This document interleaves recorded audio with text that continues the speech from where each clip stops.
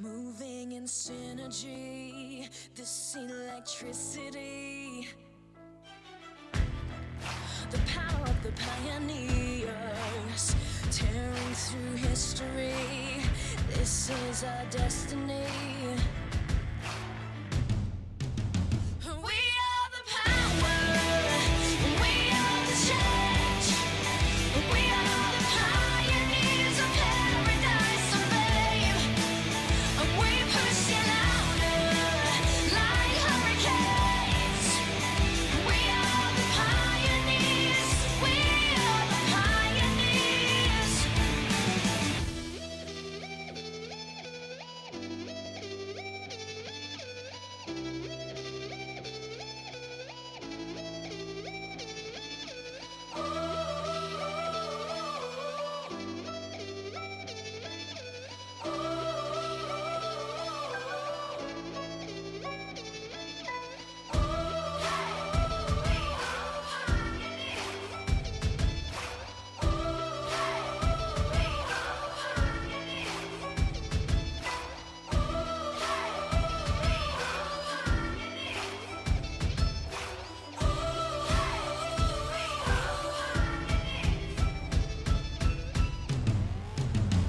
We are the power, we are the change. We are the pioneers of paradise and fame.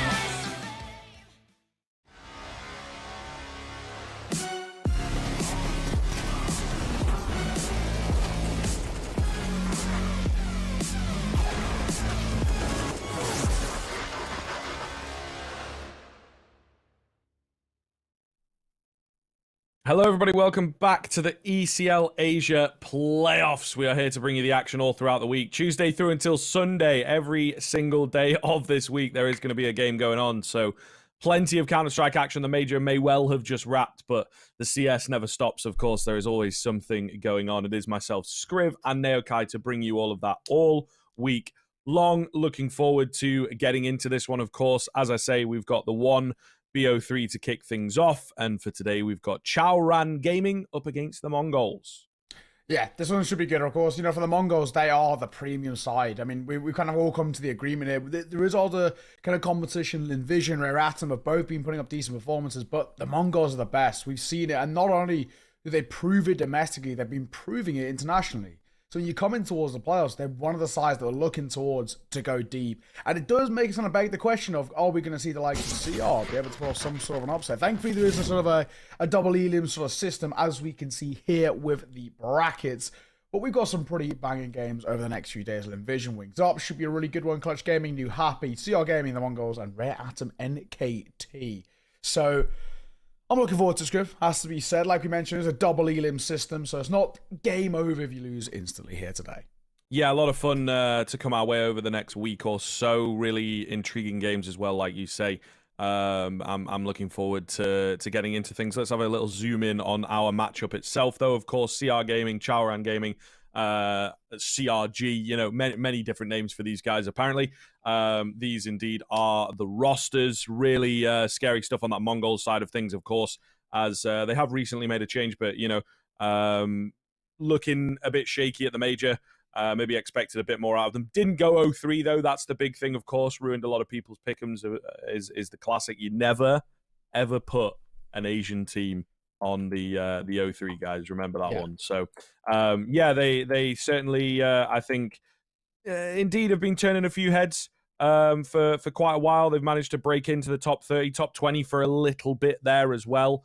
So really looking impressive on the international stage. And as you kind of mentioned, they are the team that have been making it through all the sort of Asian qualifiers and stuff like that quite consistently. We obviously had Tyloo for a long time. Seems like Mongolz have dethroned them and are now the premium Asian squad. So, yeah, a really scary one to come up against. Domestic games always can be a bit different. Chaoran Gaming as well, a new face, as it were, at least in terms of namesake into ECL, right? It's a pretty open system. You just sort of have ESEA open straight in to the ECL over in Asia is the way that it works. So sometimes you do get these teams that people don't quite recognize. And then in the regular season, they managed to go 5-1, and that's in a group with Rare Atom and Linvision, who are also two of the scarier teams in the region. So really, really impressive stuff from them across the course of this season. Some great wins, started off against Clutch, managing to, see off the sort of lower end competition of Nexka and Kintsugi and stuff like that. So yeah, we're really impressed by what we've seen here from CRG so far this season. Yeah, exactly that. And of course, when you come into us as well, I think the CRG who went 5-1, you may be expecting a little bit of an easy opponent in towards kind of kickstarting your campaign. Someone like, Wings Up, who've been a little bit shaky, or New Happy, who are a little bit of a kind of a newer, fresher face within the upper echelon. But the Mongolz, they went 4-2. Granted, those two losses were forfeit wins. They've been abroad, they've been busy, so they've had other things on their mind. So technically speaking, the Mongolz went flawless throughout the season. The two losses, though, were forfeits against NKT and New Happy, in fact. So are there kind of playoff potential teams? But for them, they don't really mind. Just being here alone is sort of enough for the Mongolz. We kind of know what they're all about. They don't really care who they come against because they know when it comes towards not only mechanical prowess, but actually when we delve in towards the strat book, they're probably the deepest side here. They've got the deepest map pool, apart from Rare Atom, who try, and I'm going to put that in humongous quotation marks there, try to float a 7-map pool. It doesn't work, it's not effective, but they try at the very least. The Mongolz, they have their map pool. It's very, very solid for the most part, and like we already said, internationally proven, which for kind of the Asian Counter-Strike region, it's a very important thing. To have proof in the pudding when you've stepped in towards EU Counter-Strike, that's what it's all about. Yeah, really important season here as well. They seemingly have changed the format up a little bit, right? Where we've had the conference the past few seasons and whatnot. It does appear, at least for the ECL seasons, that if you place first, you actually get instant promotion to Pro League. So yeah, not 100% sure at the moment, as it is still early days, whether they're actually running a conference for sort of the national leagues and stuff like that. I'm pretty sure they still are, right? I'm pretty sure, because we're covering like the UK league and stuff, and they get a spot in conference and things like that. So it seems like, they're still going to have that, but with, I suppose, less teams, ECL having a bit more weight put behind it, which I think we're all fans of at the end of the day. So yeah, really looking forward to seeing which team makes it through. So you have a bit more on the line, you can argue. Certainly because of the instant promotion, there is a bit more pressure and a bit more to play for, I guess, rather than having to go through conference, which is nice. And then also, I think for the Asian region, you don't have as much in terms of options when it comes to qualifying for the conference stage off the back of a different tournament or whatever. Whereas if you play over in Europe, you can rely on your national stages and stuff to help you through if you miss out on the ECL spot. Let's have a look at the Veto here. This is where things get a bit more important. As you say, Charan Gaming really try and go deep on things. Mongolz, meanwhile, they have a few favorite maps, and they have some pretty good maps that they even play against, top tier opponents, really. And it is indeed, Inferno is one of those maps that's going to come out, Overpass, and then Mirage as the decider, as you can see there on your screen. So, yeah, I mean, we'll see here. Inferno was one of the maps that the Mongolz moved towards quite a lot, especially in the BO1s. They lost it against G2, but they actually beat Gamer Legion. So if you think, technically speaking, Gamer Legion, of course, making it all the way to the final, it's a relatively good team to take down there. Meanwhile, in terms of the Overpass, does feel like it could be a bit more of a punish pick. They don't play it as much. But again, at Rio, they managed to beat Heroic on it. So I think that they still have the confidence on that map. So CR Gaming, no matter how it goes down this afternoon, are really going to have their work cut out. Yeah, I mean, Heroic arguably should have been major finalists, right? And I think it was an upset that they weren't, because Game Legion took them down. And if we can see that the Mongolz have the ability on Overpass to take them 16-13, it does make you believe that there's a real world this is going to be a 2-0. I just think the way in which the Mongolz play and kind of their caliber at the moment in comparison to the rest of the field is they're just that cut above. Even with the change recently of Azteca coming in for score, they still look good. I still think they've really played some solid Counter-Strike. Of course, Azteca is a familiar face anyway to the roster, so acclimatizing him to the kind of the calling style and the play style really wasn't all too hard. All things considered. Inferno, it's such a strong map for the Mongolz. I mean, teams have been fearing them, as I said, internationally, and this is why you never bet on a team like Mongolz or even Greyhound going 0-3 at the major. It's just too much of a risk. We know they actually have something in the locker to pull off an upset. And they'll continue to do it. They'll continue to ruin your pick'ems. Don't bet for them. Go for South America instead. Fluxo proved it for us. And we all safely got our pick there. Ladies and gentlemen, we're going to first one to a break. When we are back, we get straight on the way in towards map number 1. It's going to be Inferno. We'll see you all soon.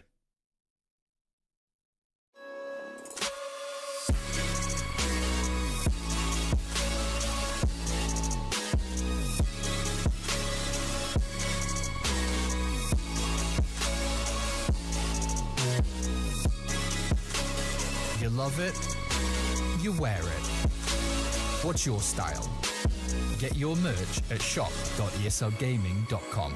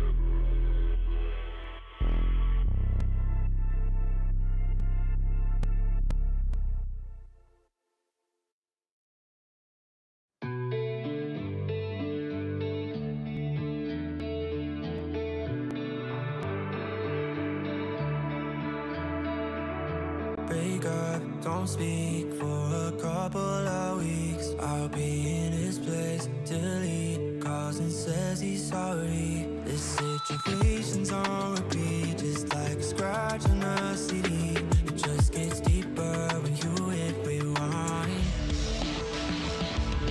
How many nights will you make this decision? Nights ending tears and it's blurring your vision. You know he don't love you, that you're holding on to. Scream through the phone even though he won't listen. So I'm still at your place, trying to make it okay. He's miles away.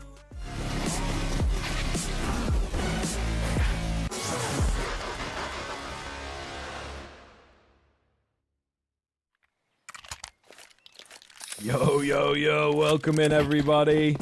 CR Gaming up against the Mongolz, kicking off here on Inferno, our first map of the day. Hopefully going to be an exciting matchup between these two teams. You know, the wacky Counter-Strike of Asia often delivers, keeps us entertained. That's what we're after. We've got 3 on B to kick off for CR. They are ready for a B hit, and you know what? They might be along the right lines with this one. As we said, we know what the Mongols are all about when it comes towards this map. Starting on that C side, they love setting a tempo. They played this sort of which, granted, is pretty rare for the region. It's, I mean, the best way of putting it is very European-style Counter-Strike. Quite slow, methodical in terms of the approach, baiting out a lot of utility. Sort of the aim of the game for them is something which teams have tried to incorporate at times but struggled. Tyloo's a great example. They couldn't really adapt to European style. They had to go back to their roots. But the Mongols, they've really brought it into their ways, and it's very, very good in terms of how they're able to overcome some of their domestic opponents. CR Gaming, maybe something up their sleeve. They do have quite a few notable names as well. CR, they've been around for a fairly long time. So slow so far. Mongols test over towards B. Nothing spotter. Smoke will come through. Bomb going towards A. Yeah, I decided to move away, keep the attention on B with a few smokes. So there's only going to be 2 players ready to go on this A bomb site, and risk falls pretty damn quickly. Back of the site is Kira trying to hold the line, but the gap will eventually close. Surely goes down. Does well to get 1, to be fair. What are they going to do here? Looking to maybe try and get a bit aggressive? We'll see. Wenzi, meanwhile, nice find onto Blitz. Brings it back into a 3 versus 3, and a lot of these players on the Mongol side are pretty heavily tagged. Boost over the smoke. Successful for 1. So now they have the man advantage. P250 going to have to try and use this range before the gap closes. But Hina got the headshot locked in, as does Ruben. Lovely stuff coming through. A great retake there from CR. Not a bad start. Not a bad start at all. I guess, you know, for the Mongols, you'll take that silver lining. Bomb going down. Bit of money to work in towards the next. But really solid start. CR Gaming, it's a great retake. And retaking that A site, notoriously very difficult. Not often you see a side like the Mongols who look so flustered in the situation, right? They really looked uncomfortable when it came towards playing that post bomb. They were never able to set themselves up into crossfires, and credits, CR Gaming. They'll start off well. Nice, comfortable buy for them. Triple M4 when Asa scouting towards the hands of Risk, and Akira will pick up the MP9 with Veto. Towards the Mongols, we see a double Galil setup. Just a few Deegs alongside it. I have to say, though, Annihilation, he's pretty damn handy with the hand cannon, so gotta be careful of him. Early bit of nade damage onto Techno. He's up close and personal here. Oh, the flash is just a sliver too late. Ruben made it round the corner to spot his opponent. There's nobody around to recover that Galil as well, so it's a pretty bad start for the Mongols, all things considered. Yeah, could be a little bit better, let's be honest. It's been uncomfortable so far. We're not actually seeing, really, the Mongols take the reins in this game. Something that they're pretty used to doing. It's slow in terms of their approach, but not successful. In this round, especially if 1, 2 more fall, they might even just call for another save. Keep hold of what they've got and kind of regroup in towards the next. You see it happen occasionally. They are still committed to going towards B. It's a double stack of it towards New Box with 1 boosted up. That's the call to arms.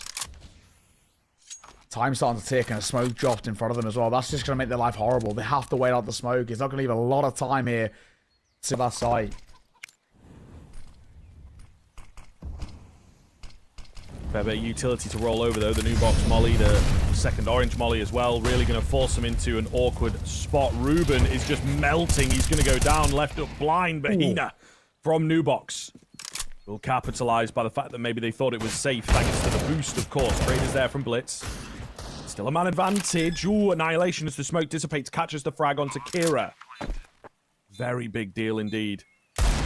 Risk has only got a scout. Not ideal here. Gets overwhelmed, leaving it all on to Wenzy with the M4.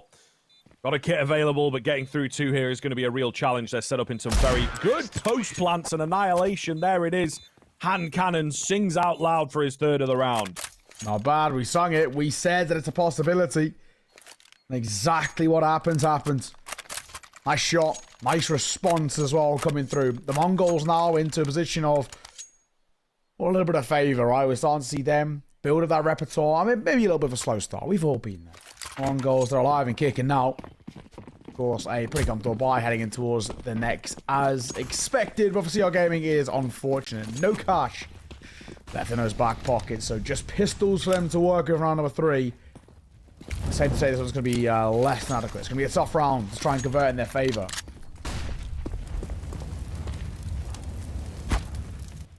Oh, Azteca gives his position away a little, but he's not frightened.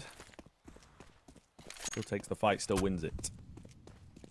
Leaves that B-bomb site pretty vulnerable. Rotation coming in from Kira here, but they're keeping attention on A as well. Going to try and take some brackets control. Bartak nearly caught off, but looks around in the nick of time. Flash to try and keep them at bay. Not really going to be able to do too much. You can see on your minimap how the smokes have come through here. They'll try and get aggressive towards the CT area. Again, another close one, but Techno getting the better. This automatic weaponry just looks too strong to deal with ultimately. Round will be over off the back of that, and it looks set. I didn't even get the words out. I was going to say to be a flawless round, but Ruben's got other ideas. It's only a Mac 10 that he drops, but it's always nice and might give a bit of pressure into the follow-up round as well. He can drop that CZ, you know, so keep the action up here. But it looks like he wants to stick around. And for his trouble, for his sins, he will lose his head. Risk, he's all alone over towards A. He'll save this. No problems asked, to be honest. He should be absolutely fine. Question is, of course, is it going to make too much of a difference? Not really. Only the one casualty over towards the Mongols. They have, well, no complaints in that round at all.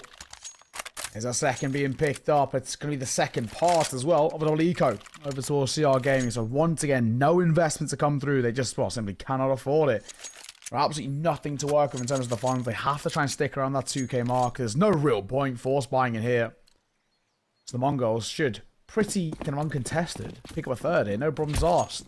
1 Deagle, 4 USPSs, 1 set of armor, and no utility to work with. It should be more or less a massacre. And they haven't even gone for a gamble stack. 2 over towards B, 3 towards A. It's actually a pretty standard setup as things stand, but the nade is just chunking them down, and Ruben says bye in a matter of moments. Simple and easy. Smoke towards CT.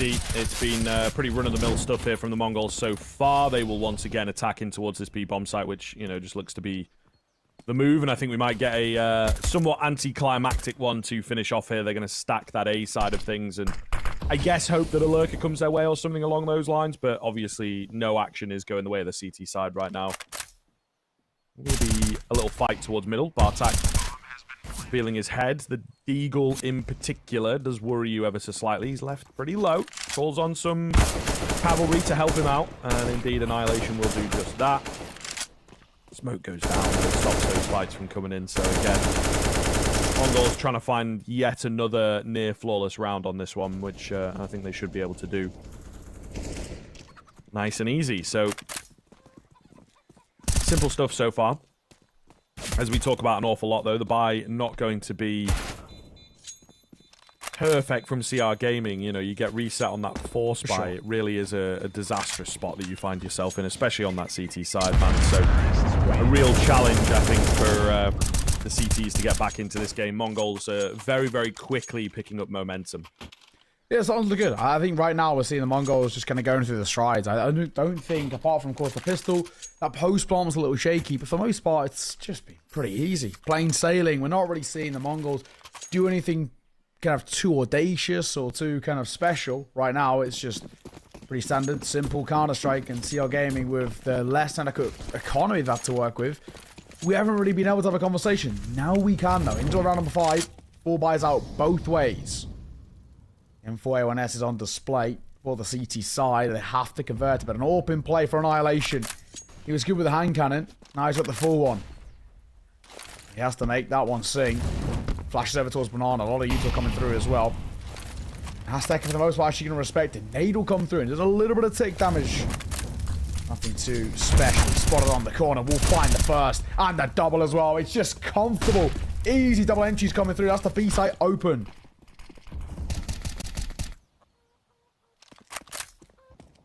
Looking all too easy at the moment for the side of the Mongolz. I think it'll be an instant save from CR Gaming. They are absolutely flying ahead right now on this T side of things. Kind of what we expected a little bit, right? I think there is an argument you move into the playoffs. CR Gaming, it's kind of new territory for them. There's going to be a lot more pressure, and I think certainly some jitters coming into it. And then you play off against this Inferno, which at the moment for Mongolz is an internationally played map and one map for them as well. So I think they're going to be very confident on it when it comes to domestic Counter-Strike. Really don't have too much to worry about here on that Mongol side of things, and they're definitely showing that. They're proving that point right now with some very, very clean rounds. And you see CR Gaming tried to go for something a bit different, tried to pull off some aggression. It just doesn't work. And now even the save is under threat as all 5 of the Mongolz are here to try and eliminate these remaining players. I think they might just get away with it. Indeed, they do. Risk will stay alive with a double. Actually finds himself a triple overall there, so does some decent damage as well towards the tail end of the round, but we need to start seeing the CR Gaming boys compete for the rounds themselves, not just finding exits. Okay, so where we stand now. That was the first real kind of opening conversation where we get to look at what CR Gaming are about. When it comes towards our CT side, it's double entry from Azteca, and that's the round done in a matter of moments. That's how quick it can be, and that's kind of what the Mongolz can do. They can, in a matter of moments, completely flip the script. Just nothing really CR Gaming can do in that round. They just get completely blown out of the water, and it's more of the same. Azteca making these entries look easy. Sticking around Ruben. It's the wrong idea, and he gets dropped through the smoke by Techno. This is a masterclass right now, Scriv, and it's a completely one-sided affair. Yep, all too easy at the moment for the Mongolz.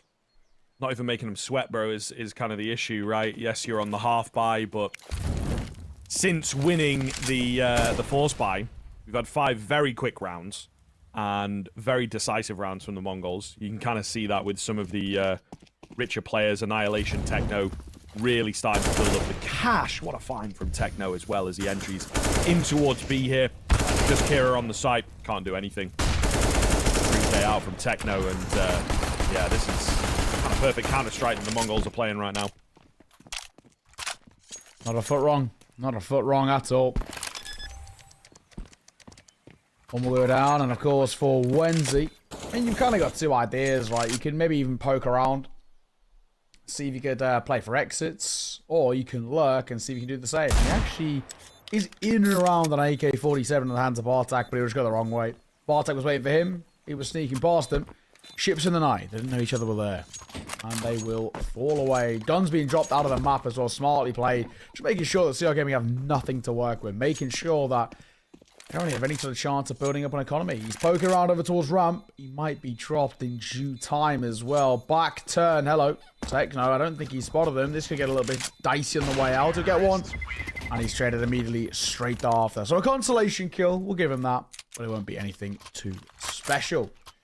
4-round lead. This T side right now is all simple. It's probably the best way to put it. There's just not really any sort of a foot being put wrong. You do have to ask questions as well to CR Gaming. They're getting these things like loss bonus, which gives them kind of pretty consistent buys, but they're finding such minimal success. Once again, it all comes down to something so easy. A double entry towards top banana. The most simple things, but Azteca and Techno make it look easy. Yep, we'll see whether we get a challenge in this round. Techno is going to get taken down through the smoke.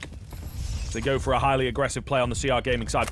Love to see it, right? I'm so happy that their confidence has not been knocked by the way that these early rounds have been going, to be honest with you. And you'd maybe expect them to be like, all right, let's just play safe, play on sites, and turtle up, so to speak. Don't lose anyone early on, but they go for the opposite, and it works out for them. So we'll see what the Mongols play like when they're a man down. First time in the rifle rounds, especially, that we've seen them have to play from a deficit. Already. Another shot coming through onto Annihilation. The flash as well could be good for yet a third, and it will. Brilliant from Ruben. Perfect response off the back of 2 less than adequate rounds. He'll tuck his head over towards back quad. They're still going to keep kind of pushing this agenda over towards that of B. Bartak's been spotted crossing. The flash might be good enough to shut down that tempo. And also beckoning of rotations. You can see Risk rotating over towards CT. Still giving it a go on the Mongol side of things, though. Hino with some great damage through the smoke there. Risk can't really do much at this stage of the game, but he's got the right idea. He does indeed sense that there's a push coming towards him, finds the frag, leaves it all down to Bartak. Not a chance. So, CR Gaming get their first rifle round, get it completely flawlessly as well. They have proven to themselves that they can beat the Mongols. It's just a question of stringing a few more together and closing this gap now. We'll see what the Mongols have in response. It started off a bit negatively. Sometimes it can be difficult, right, when some guy gets super aggressive and just spams a smoke. What can you really be expected to do, I suppose? So we'll see now. They have to swing the odds back in their favor and just not play into that sort of RNG Counter-Strike in the banana area in particular. For sure, man. And it's one of those things as well for CR Gaming. It's all well and good that we've now seen them, you know, coming towards that round, pretty confidently take it in their favor, but we need to start finding consistency. We can't have these kind of flash-in-the-pan moments. Consecutive rounds on the board is where you're going to start pushing the Mongols a distance. This is a side who are well-trained veterans of the elite scene. Need to see whether CR have anything left in the locker, how much prep they've done. How ready they are. And in that round, or this start of the round, very good. Hastaka will fall. There's the entry fragger gone. Not ideal. Pretty big name to be losing as well. He's been fragging relatively well. Still, again, going to hit towards B. Perfect flash comes round for Hina to work with. Mowing them down. Leaving Annihilation on the island. Beautiful stuff from CR Gaming. It's nice and simple, just playing off of each other, but so far, so good to find themselves yet another round in a row. Annihilation, got to save it. He's still poking around. Surely the call is just to keep hold of what he's got. Save that AWP. He is going to fall. And of course, in doing so, meaning there's going to be, well, they'll have money, but not exactly going to be the most consistent one. Bartak on 2.5k. The call is going to be straight away to fall by Blitz. No real questions asked there at all. But yeah, that was not a good round coming through. The Mongols looked a little bit flustered, is probably the best way to put it. Slightly discombobulated in the way in which they approached that one. And of course, in doing so, has left them looking, well, shaky. 5-3 on the scoreline. CR Gaming putting up a, well, fairly decent response. In all fairness to them, it's exactly what we want to be seeing. Consistency coming through, and the CT side starting to actually limit the control Mongols were getting on those earlier buy rounds. This is what it's all about.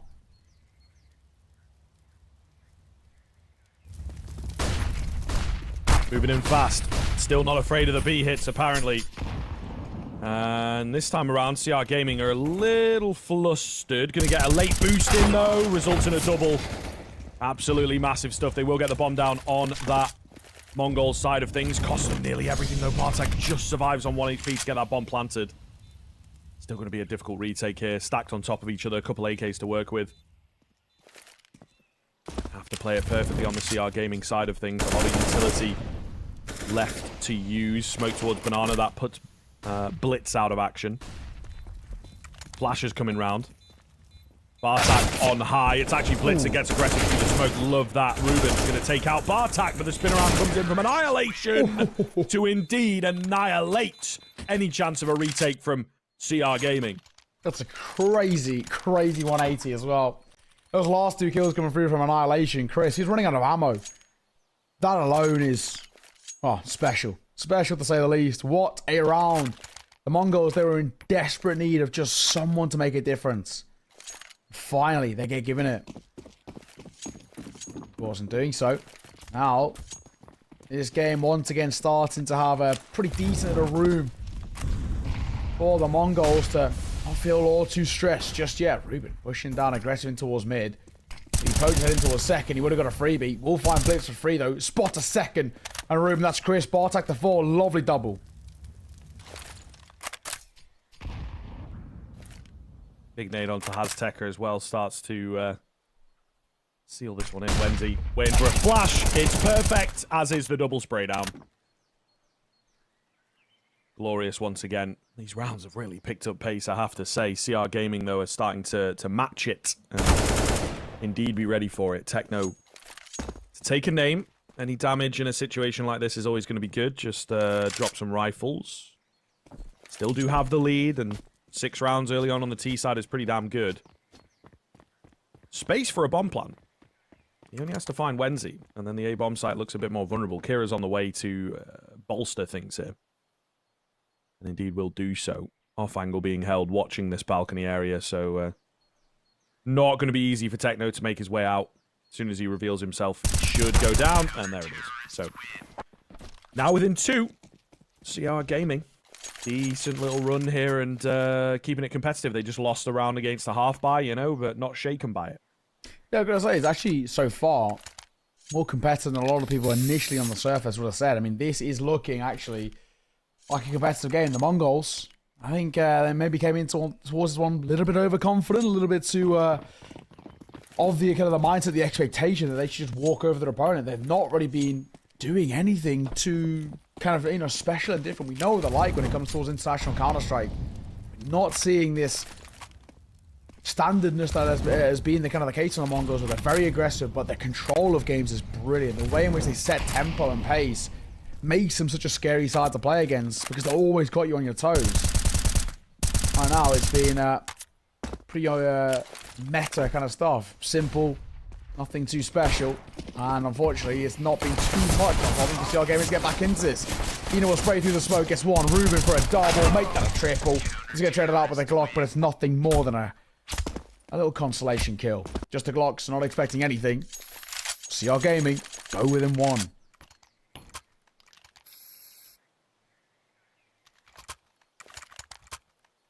And very quickly they've got here, to be fair. You really do have to give them credit where it's deserved. In all honesty, and some pretty clean rounds in there as well. I thought, you know, off the back of the early run, 5-1 for Mongolz.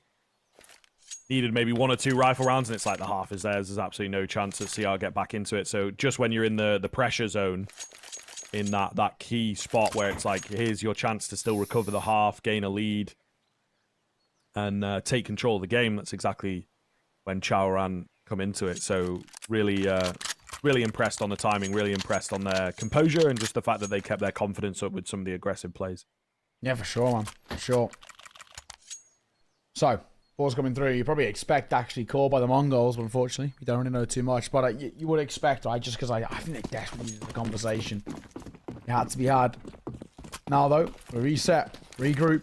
Once again, looking in towards now, making a bit of a difference.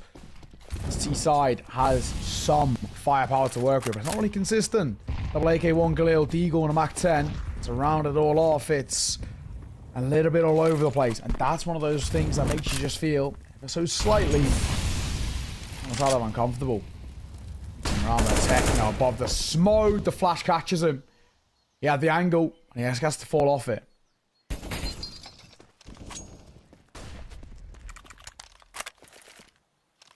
We'll see here with another weak buy for the Mongols. Not sure I'm a massive fan of this buy, to be fair. Really will give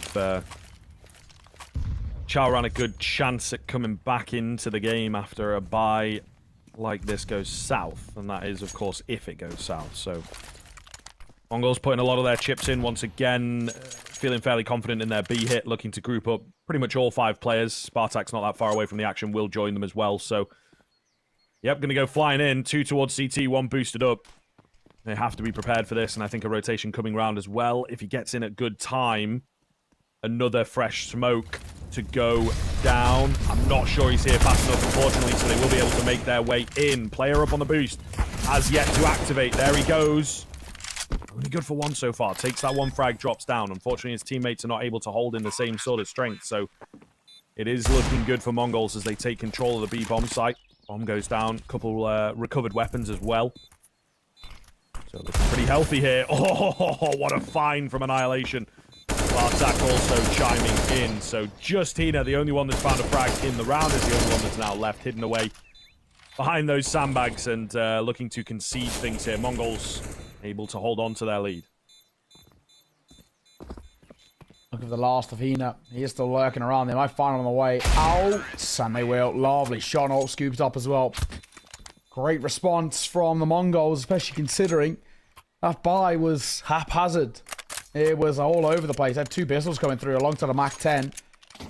It was less than adequate. They make it work. The Mongolz up to 7, so slowly but surely still keeping this story alive on this T side. If they go in towards the half, at the very minimum 8, I think we feel actually pretty happy just because of how shaky and janky things have been so far. CR Gaming, they'll be kicking themselves. That's a prime opportunity to tie up this game. They've let it slip. Of course, kind of their money slipped as well. MP9 just in the hands of Ruben. He's taking a lot of damage to the nade.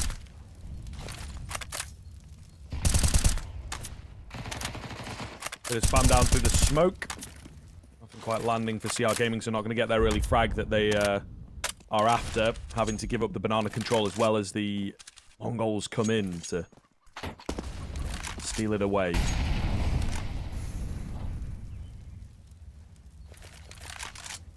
Looks like an A hit this time around, which is very different indeed. I think we've seen Mongolz probably 95% of the time, I would say, go towards the B site. Let's get to the smoke down. 2 towards long. Keep their attention over here. It looks like they are actually going to try and fight it. Kira just drive swings in. Risk meanwhile with a positional change. Could be smart. Could get a catch.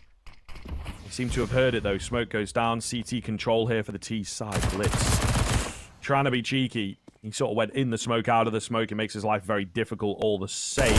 Nice wide swing from Hazteka to find Wenzi. And maybe with that, we start to see the save come in. To be honest, they're locked in the library area. No real space for the CTs to work with. And I don't think they feel too confident in this one. Take the AWP into the next.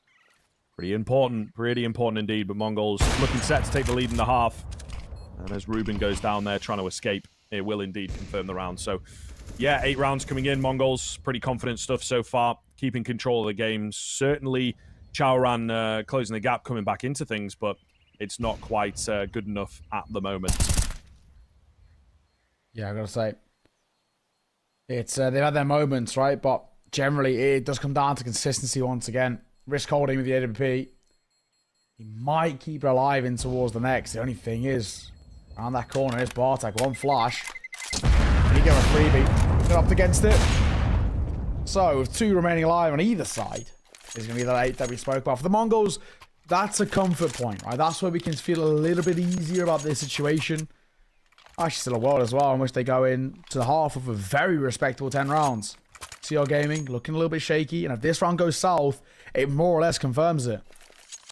Kind of feels like the Hail Mary for CR Gaming in towards the penultimate round of the half. All the money, all the chips to the middle of the felt. And this one, open play there for Risk is good. Just try and keep Annihilation at bay.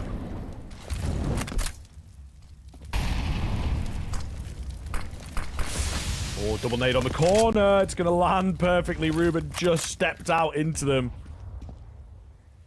Nearly goes down to it, but a great bit of opening damage for the Mongolz, of course, to try and find yet another round. Banana control coming in, but again, looking towards the A side of things. Feeling confident over here at the latter stage of the half where they weren't at the start. Nice find from Risk around the smoke. Never the most reliable, that long smoke, so Risk certainly proving wide to find the first for CR Gaming.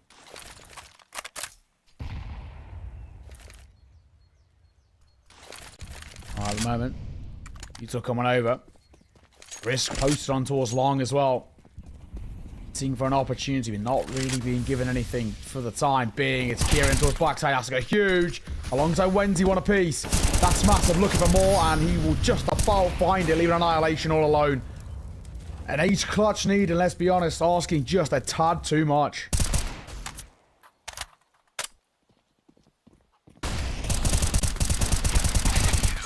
Kira will find the final frag onto Annihilation. Not able to get into the round, really, on the Mongol side of things. So, CR looking to bring it as close as damn it. It's going to be a broken buy from the side of Mongolz as well. Feels good, therefore, for them to start working their way through and find that 7th round on the CT side of things, which I think is, you know, fairly respectable and a decent recovery as well. As said, started off the game pretty slowly. The wind-up has been pretty effective, though, from the CT side, so fairly confident in what we'll see from them on the T end of things. Keeping things competitive here is really great to see against the region favourite. Agreed. Oh, exactly that. At least looking competitive right now. Final round over half, of course. The money is all over the shop for the Mongolz. Has never really had that conclusive economy.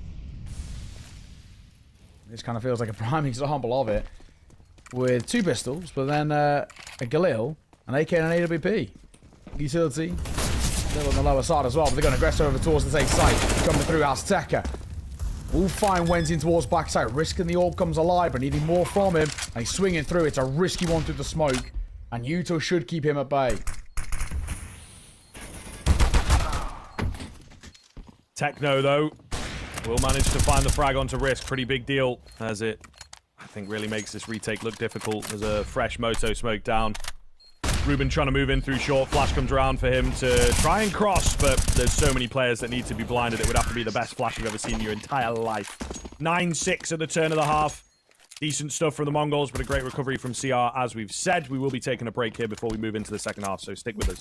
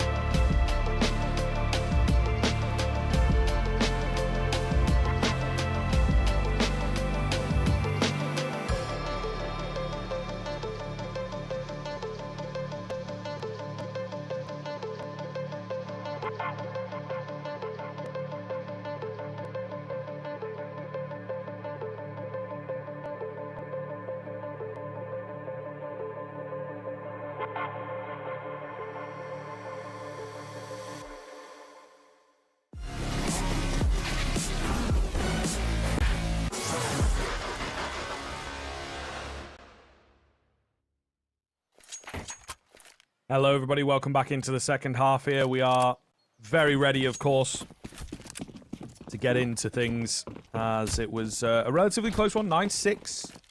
CR Gaming with the recovery.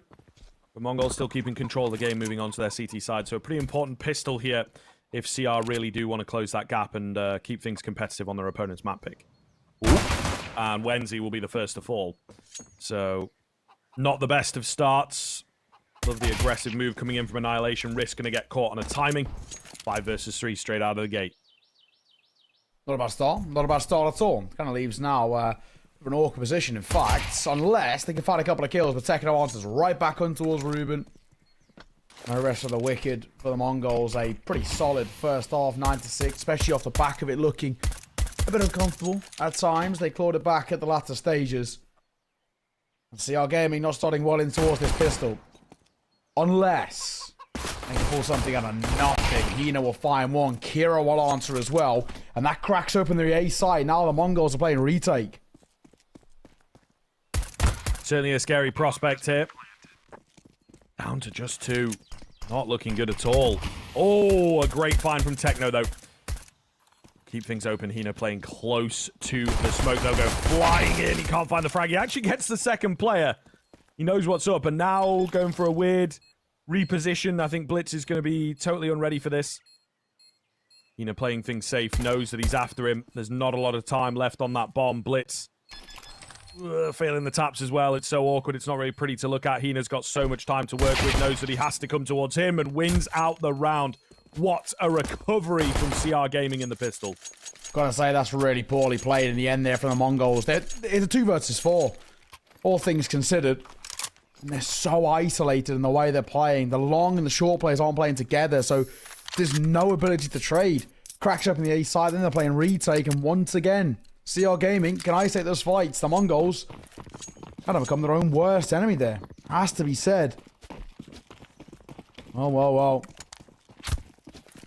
Where we stand right now, they'll be kicking themselves, the Mongols, for losing that one. And the buy that comes in towards the next is pretty damn brutal. A scout for Annihilation. A few pistols. And that's more or less all we've got to work with. Bits of utility to try and alleviate some of the pressure. Realistically, should be CR Gaming hot on their tails. They've got a prime opportunity, in fact, to tie this game up 9 apiece. This is a big investment by the Mongols. If they take him down, they'll buy in towards the next.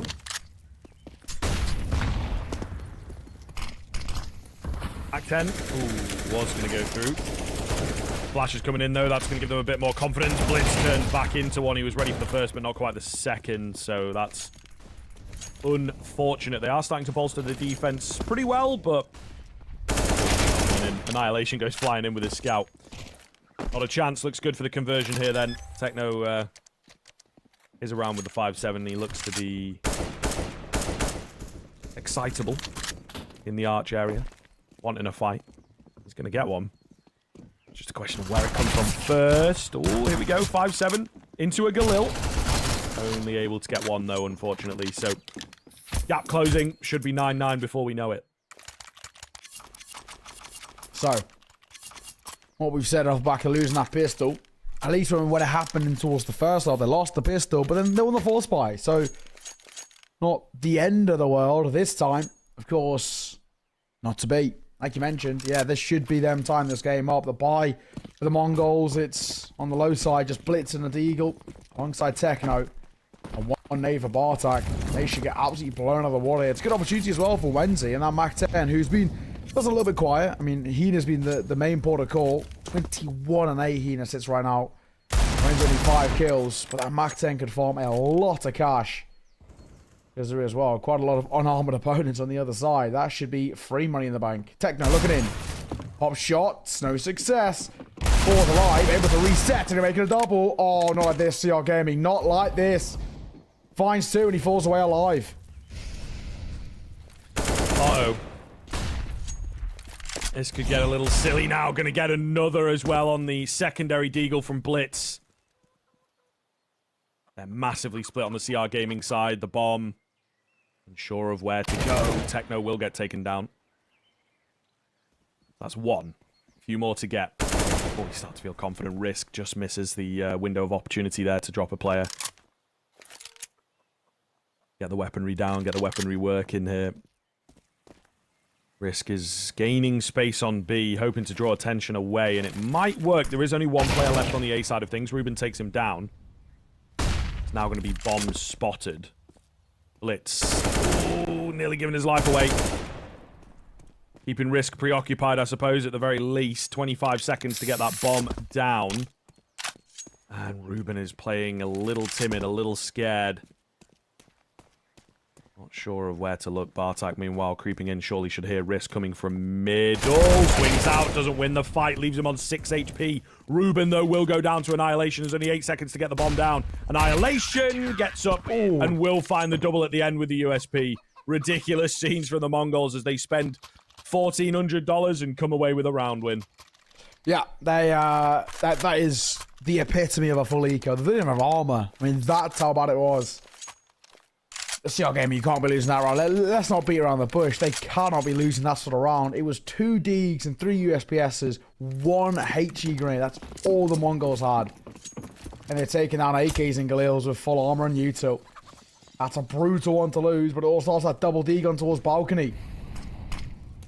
Mongols for 10. Big nade coming through as well. Hina dropped to 51 start the round.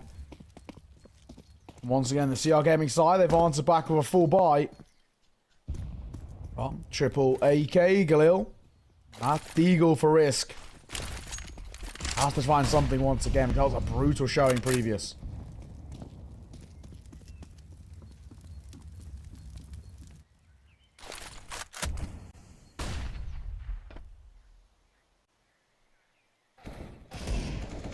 Ooh, nice shot from Risk. Couple of strong rifles here. Got to be careful. Techno is confident with the peak. Maybe argue overconfident, but gets himself too. So who is the wiser, really? That is a wrap smoke coming in. So maybe a look towards B here from the remaining T players. Or just walk through their own smoke. Is it a genius move? Blitz says no, as he mows down the final 2 players. Yeah, questionable, to say the least. You know, Blitz just parked them in towards mini pit, holding for exactly that play. I guess one of those things, right? You drop a lurk smoke coming through, it gives you the ability to wrap in towards CT, but by dropping the smoke, in a way, the Mongols were expecting it, so they try and do something a little bit different. They try and say, okay, you're expecting us to go to CT, but the Mongols don't fall for the bluff. Ready, waiting, and Blitz makes a double on the way out. Lovely Counter-Strike now starting to play on that CT side. A 3-round buffer once again picked up at 11-8. And well, unfortunately for CR Gaming, those funds are limited. It is Glocks across the board, a double flash.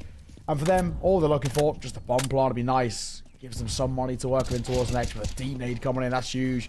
And lots of damage being done off the back of it. Looking good. Nade rings down, shots ring down.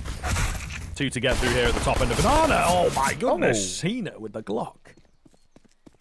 There you go. Going to do some damage at the very least to make sure that the CT economy does not spiral ahead, which is pretty important. You don't want that CT economy being too strong. You always want to have the threat of the reset. But Mongols, they turned that 1 round that they won into 3 in total.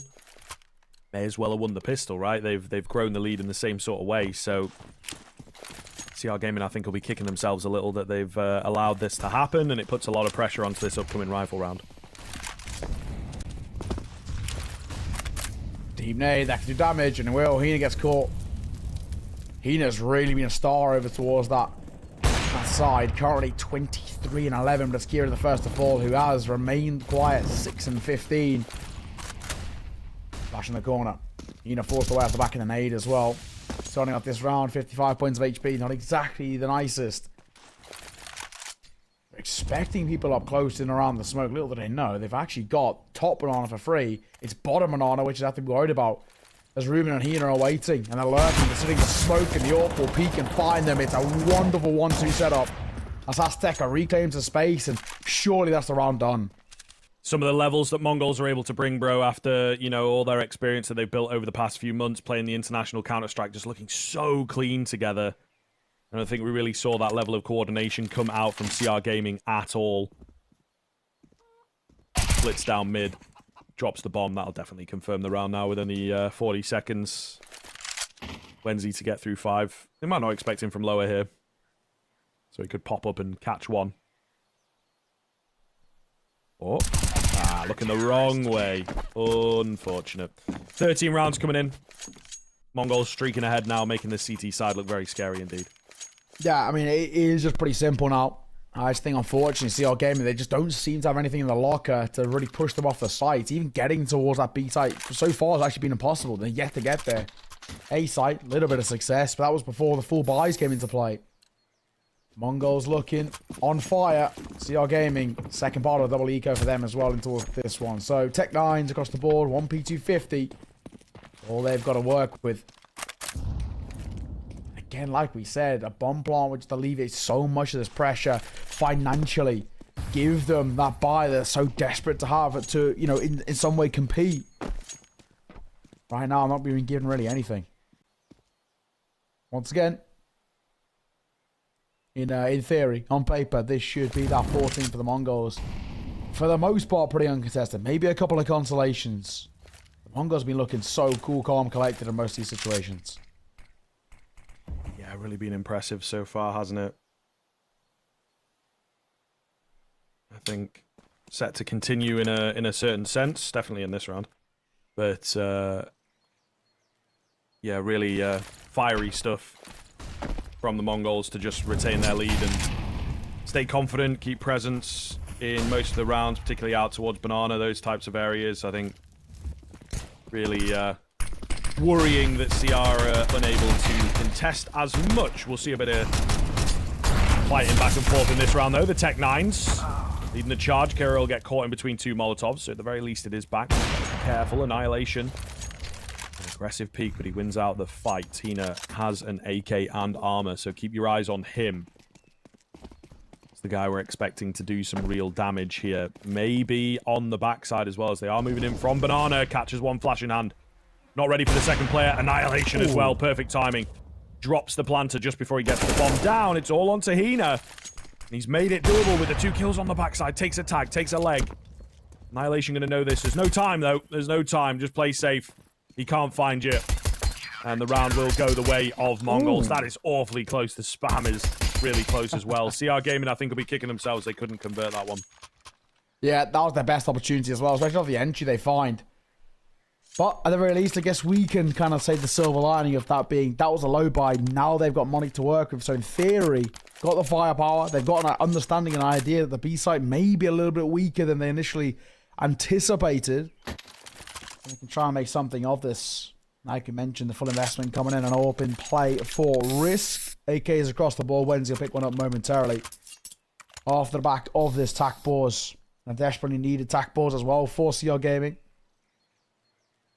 I'm going to call it. They're going to try and have a conversation about, well, what's next? How do they find desperate rounds, which they're in kind of need of to stay alive in towards their opponent's map pick? Right now, they are being given absolutely nothing. 14-8. The Mongolz essentially win this. You win the map, it'll break the economy of CR Gaming unless they get a bomb plant. Yes, they got loss bonus. It might not be enough for them to get anything more than Galil's.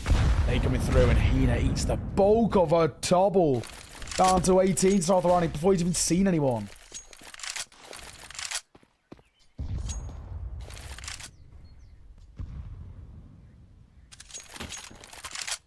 Cheeky swap across of the AWP, of course.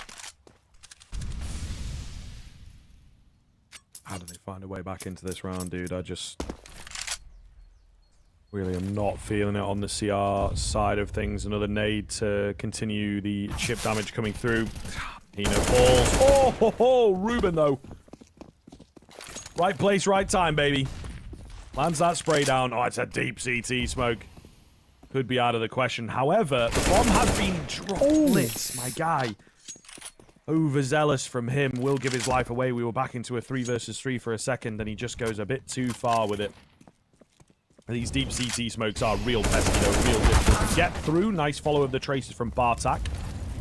Boost up above the smoke. It's not as good as you think. Annihilation going to drop the bomb, leaves it in a 2 versus 1. All of a sudden, they've recovered this back, left it to Kira. And the smoke now going to dissipate. He's got one of his own, but he's opting to take the dangerous way across, looking for a scrap. But he gets caught out in the open, and 15 secured for the Mongols. Great round recovery from them. What a way to do it. And when it comes down to Annihilation, that rope shot spotting the crosser with the bomb, that's what it's all about. 15-8, CR Gaming, another really good opportunity which falls flat, and of course in doing so, means their opportunities are so limited. Glidden play for Wenzy. AKs across the board, but by picking up AKs means utility's limited. The Galils give them some utility in the belt. It is a horrible situation to be in. 15-8, and the Mongols are on absolute fire. Nade's not finding any sort of success this round. Techno's boosted up, and Hina might walk straight into it. Wouldn't even expect it coming back over towards that of Ram. But Ruben will find the first. Annihilation crossing mid, gets caught.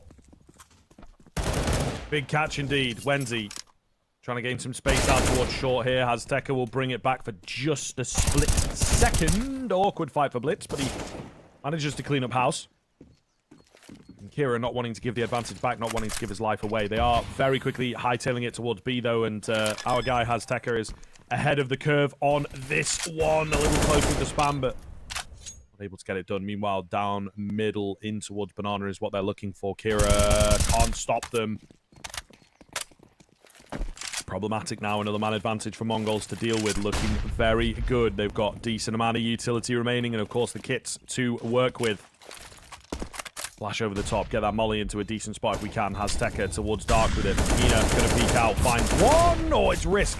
I thought he'd spun around to find it. Nonetheless, it'll be Blitz to hold the game here, to try and stay alive, but can't do it. CR Gaming will battle for a few more rounds.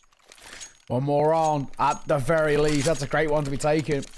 Especially considering the man disadvantage on this side. CR Gaming were looking under pressure. Post plants. Amaka. Lovely couple of shots being hit. I think, honestly, for the Mongols, they just didn't use the utility as effective as you would have hoped. Smoking over towards Coffins already helped. Used it very, very early. Those flashes, they could have held on a little bit later. CR Gaming stay alive, but money is no issue to rebuy in. Annihilation getting caught early into that previous round crossing mid. That was something that became so costly. And Azteca has taken so much damage. Actually, they might overlook the position. Now they have. He'll get one. Quickly traded. But Wendy, Kira, Ruben all combining. Take the numbers in favor of CR Gaming. Oh, what's happened there? Oh, no. Techno. Thought surely that was his, but man, he doesn't get overlooked in the end. That's kind of one of those where you step away from it. You go, what is that guy doing? You know, like he just didn't fully peek round the corner. Going through the protocols in his mind, and he was like, oh, I should probably check sandbags, you know? Yeah. Unfortunate. So, looking good here for CR Gaming. Bartak. It's going to be an eco in the next round anyway. I think this one's kind of futile. Just take that M4, see what you can find in the next, yeah. And he does indeed go for that, so. There you are, CR. Chao Ran staying alive a little while longer here. And the Mongols as well. Actually, somewhat uncomfortable position for them in the sense that they are only going to have this orb to work with in towards the next. It's pretty uncomfortable unless they opt for a really weird force fight around it, which granted is something they actually enjoy doing. Would be likes of maybe upgraded pistols and armor or MP9s. Very limited utility. How do they play this one? Do they maybe have the orb but just kind of play very passive and not really do all too much, or are we going to be looking at this in terms of buying around that AWP? It's looking like the answer is no. Full eco for the most part coming through. One smoke's all they got to work with. 3 base make their way over towards that other B. Bartak's got the scoped weapon. He needs to make it sing. We get pretty up until half warm. So actually, not a bad opportunity to maybe try and find a little pick here. Splits holds and waits. He kind of actually definitely would have heard Kira coming over, but now he's been spotted crossing. Oh, perfect frag from Kira. It does take a dink in the process, but it's a big one. All 5 towards the A side of things. Going to move via long. really going to be hard here, isn't it? Aztec is the only one on balcony. Going hunting, but will lose his life. So, Operation Save the Orb, round 2. CR really closing this gap. It's good to see. It's good to see, of course, a bit of momentum that we always like to talk about, confidence, whatever you want to call it, moving into their own map pick of Overpass. Proving that they can find some T rounds, because, you know, it really has escaped them for a while. Well, there you go. Consolation at the very least. I mean, the big thing in this round is just Bartek keeping that AWP alive. There's no support around it. Taking shots like that is actually pretty risky. Could be caught. Down second mid. But for the most part, he should be okay. He's going to tuck himself over towards the other spawn. Annihilation, realistically, would be the first one to take contact. If they go over towards kitchen, he'll hear it. And all of the rest. Nothing for Annihilation to pick up. He's just essentially trying to protect the president here. And we'll do a good job of it. I'm surprised, in fact, to see CR Gaming not go for the hunt there. They have a lot of money to work with. They could afford, you know, dropping 1 or 2 and make sure that AWP doesn't stay alive. But for the most part, in these latter stages where for the Mongolz is not that much of a problem, would he have made a difference? Probably not. Bites come through. This time Annihilation will wield the scope. As the M4s are picked up alongside him. One more round, one more mistake from CR Gaming is all that the Mongolz need. Are they being made to work for it? Yes, they certainly are at this point in time, which, like we say, is good to see. Keep the competition alive. CR Gaming. Really scary stuff from them. They win another one here. They probably get another off the back of it, right? So the gap is only, you'd say, 2 rifle rounds and a force buy away. Close. Isn't a lot. Yeah, it's not a lot when you think about it. So see whether they can keep it coming. Wanting to move towards the A site once again. Decent nade should come in here. I think a little late, actually. There you go. Takes it down onto risk, I suppose. Blitz. And Bartak in towards pit. Bartak good for 1. Techno also chiming in from the site. Does go overlooked. They weren't ready for the 4 on A. Azteca sends his life in. Kira going to find the double with the spray transfer. Leaving it all on to Annihilation. With that AWP far away. Molotov off, of course, for good measure. How very frustrating for him. Moto smoke coming in. And I think that will probably do it for him. However, classic Asian style, he's just going to go walking through. How's he gotten away with this? USP! Oh, he lands a dink. But it's not enough. And CR keep the dream alive.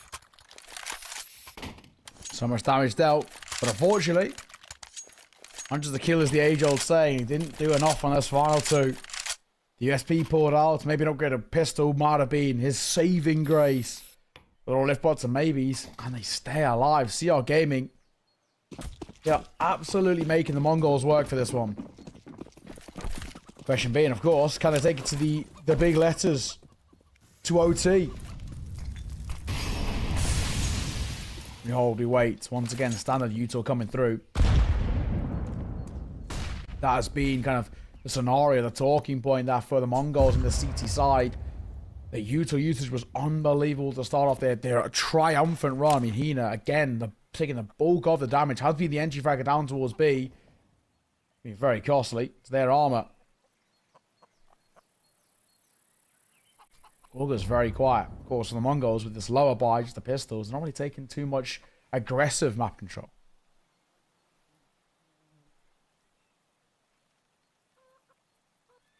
Azteca is fully committed to this flash. He's been there all round, just holding mouse 1. I'm expecting big things from this flash. Oh my god, they're going to get a smoke down on the CT side. He's going to be here all day. Waiting with this flash. Perfect moment. I bet it blinds nobody after all this. An industry standard, a classic. With the bounce just in No! front of Coffins. Oh, he pulls away from it. Actually, though, can still work, he's though. just wasting it, mate. He's just wasting it. There's no one there. There's no one there to capitalise on that. It buys him a few lot seconds, of info gain. yes. Yeah, I suppose so. There is a bit of spraying down, so they will be ready for it. Uh-oh. Techno opens up onto the first, gets Oh, a second. Has Dekari had another flash the whole time? Annihilation, No. Techno chiming in. Surely not. Oh, down middle. Bartak finds it. What a way for the game to end on the 5-7s and the Deagles. As you mentioned, CR, they just needed to slip once. And there it was against the Pistols. The telegraphed B hit. They walked straight into the trap. Of all the ways for that one to be concluded, I honestly didn't think it would be in that sort of fashion. I thought it would be on a nice, comfortable 4-4 and yeah, we'd be sorted. What a weird way, but when it comes down to it, for the most part, the bulk of it, that we look towards that game, we look towards Inferno, and CL Gaming, they just lacked that consistency, that cutting edge, to really make the Mongols feel under too much pressure. There was always breathing room for the Mongols to work with. 9-6 at the half. They continued to kind of build it up. Even when they cut it a little bit close, they struggled against, well, actually, pistol rounds like that. Those force buys were always so successful. They won 3 major force buys and swung the momentum in that game. And of course, in doing so, it just kept the Mongols alive. Honestly, the Mongols should have been punished. They actually probably potentially even should have lost Inferno. But it's those weird and wonderful rounds which they won, which completely changed the script. Ladies and gentlemen, we're going to throw this one to a break when we are back. We get underway towards CR Gaming's map. It's Overpass coming up next. We'll see you all after the break.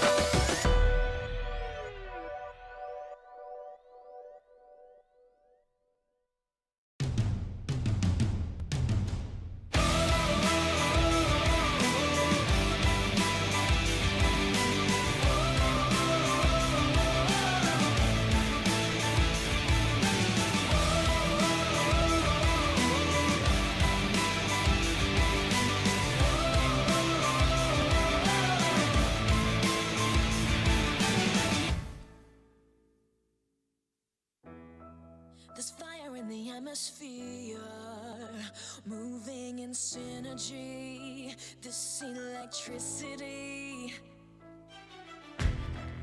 the power of the pioneers, tearing through history. This is our destiny. We are the power. We are the change. We are the pioneers of paradise of fame. And we push you louder like hurricanes. We are the pioneers. We are the pioneers.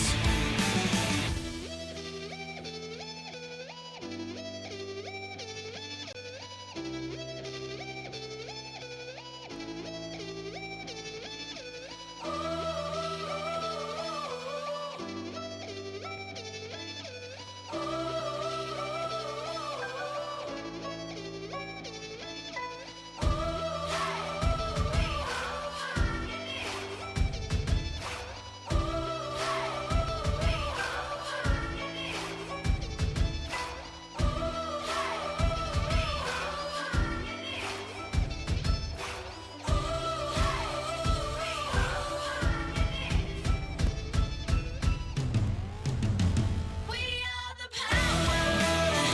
We are the change. We are the pioneers of paradise of fame.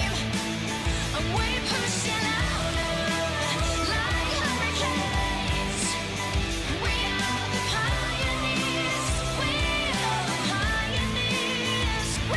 We are the change. Good afternoon, gamers. Welcome back to Overpass. Mongolz took their own map pick of Inferno. This is now the pick of CR Gaming. We'll see what they have got for us. They gave us somewhat of a showing towards the tail end of that first map, right? It was slow off the mark on the T side, but they eventually managed to battle back on a few rounds, losing out eventually to just 5-7s and Deagles. So, kind of embarrassing. Hopefully they can bounce back from that. Great flash over to get us kicked off. Fantastic opener found. Blitz hidden away at the barrels. Molotov will come in, making his life difficult, only able to get the one. Bartak also falls. Looking very good indeed. That's a hell of a flick from Annihilation. A chance at the second, but was Techno hidden away at it. They're lacking a bit of confidence here, I think.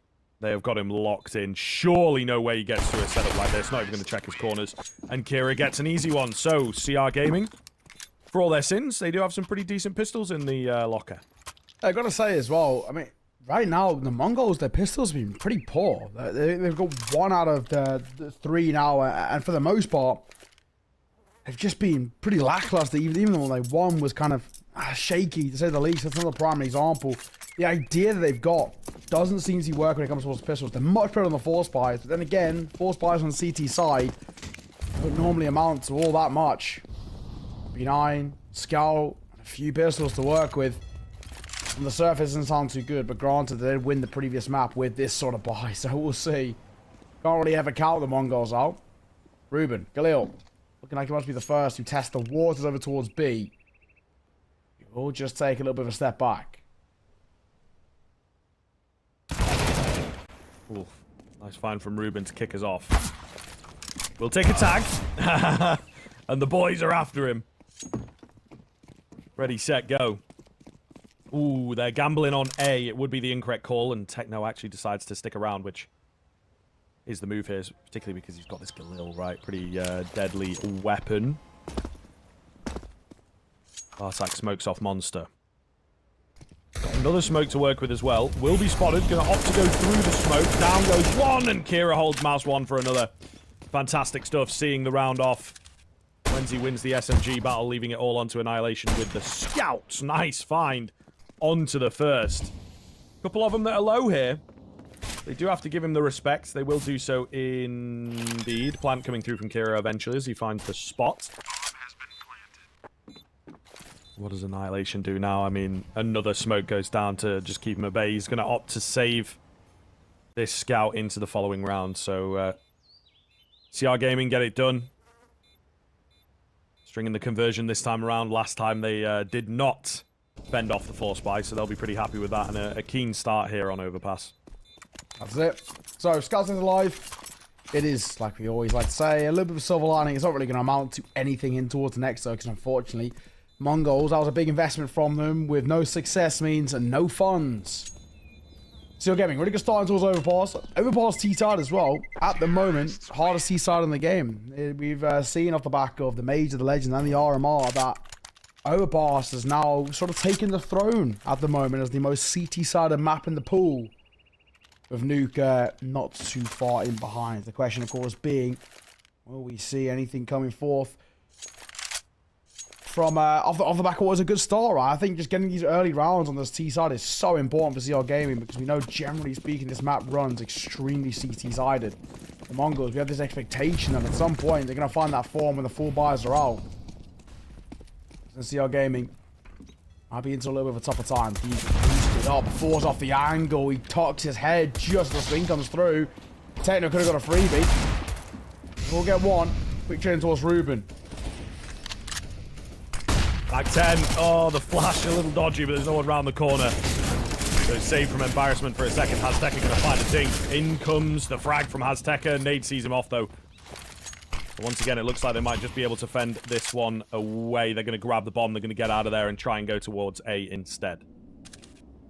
Well, decision as well, just because from what they've seen, the early presence of it towards B, pretty hefty.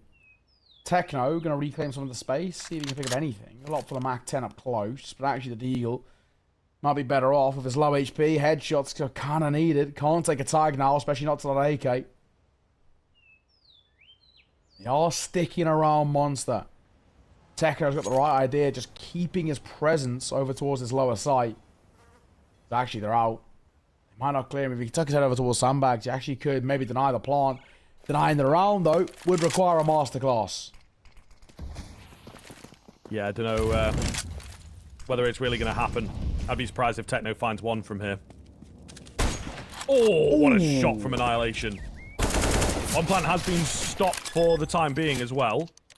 Get it down. Annihilation trying to find a spam. Doesn't quite happen for him, but the spam of the Mac 10's doing some decent damage here. Technically speaking, just a couple shots from this scout could spin this round upside down. Gap's got to close. However, that's where it becomes a bit tougher. The AKs, you would imagine, should be set up for this. Love the push in from Hina as well. Get himself into a really good spot that I think will be very difficult to deal with, he says. And Techno takes his head clean off. Tap onto the bomb. Kira going for a reposition towards short. Will it be watched for? I think it is indeed being looked at. However, he gets him off the bomb. That's all he needed to do. It's an incredibly costly round, but they'll still get it. Main thing is all right. Get that round across the line, but my god, it definitely should have been at that sort of cost. Back into 2 versus 2, and you're thinking there's a world for the Mongolz.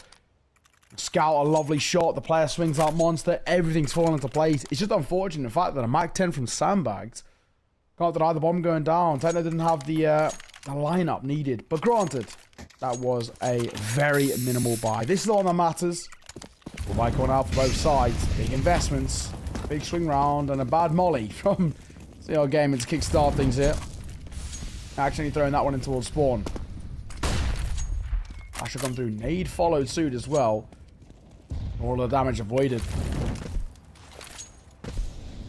Mongolz, this is a must convert. They take this, they can flip the script and swing the momentum, but it's not a good start for CR as Kira swings in and loses his life to Hazteka. Yeah, totally dry. A little overzealous, I think. Not really having as much self-preservation as we would like from a peak like that.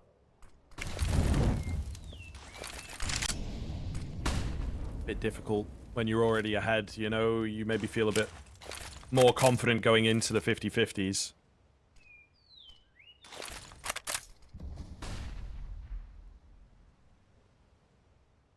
Off now, right? Yeah, look just at really CR come off Gaming, the right? gas. Look how spaced out they are. You can kind of see there's no idea, right? They just have no idea what the setup is for the Mongolz. They've seen heavy B presence the previous round, but then in their head, what they're going to come back to is, well, it's a low buys. Gamble stacking B isn't exactly, you know, an uncommon call. For them, they're just so tentative to go anywhere. There also is a real world in which early, you can kind of see now how for Wenzy's going through Con and getting a lot of that control back again, because there's an expectation that someone from the CT side had taken it a long time ago before they showed face. So having to reclaim a lot of space with not a lot of time on the clock. And a molly will keep them at bay. Yeah, about 15 seconds or so to make it into the site. Looks like they were actually moving to save there, just calling it off. Definitely will now that the bomb's been caught on the exit, so... Mongolz. Oh, not losing a single player, nearly taking risk down there as well. Hunt is on. They're trying to go for it ever so slightly, but we'll just send kind of the one player in, call it off. Mongolz come away with their first round. Did a really good job of it as well. CR Gaming, I don't know, immediately, for me, looking a bit lost. They lose out on that first fight, and then they run away from B, run back towards B, leave themselves with no time. It just screams of a very panicked regress into the round, to be honest with you, and I don't think that is a great sign of things to come.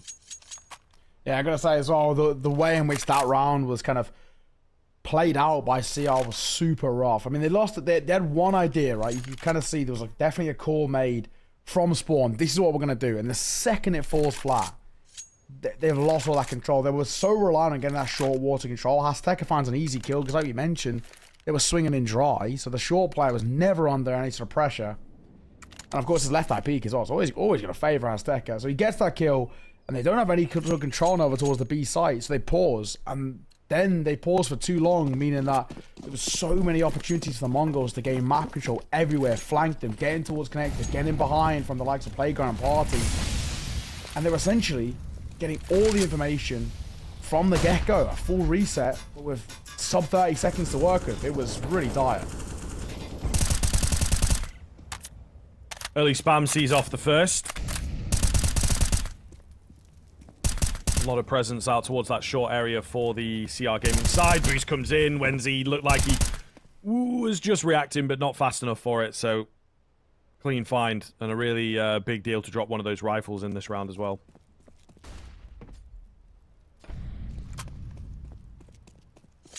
So far, nice and quiet, nice and slow.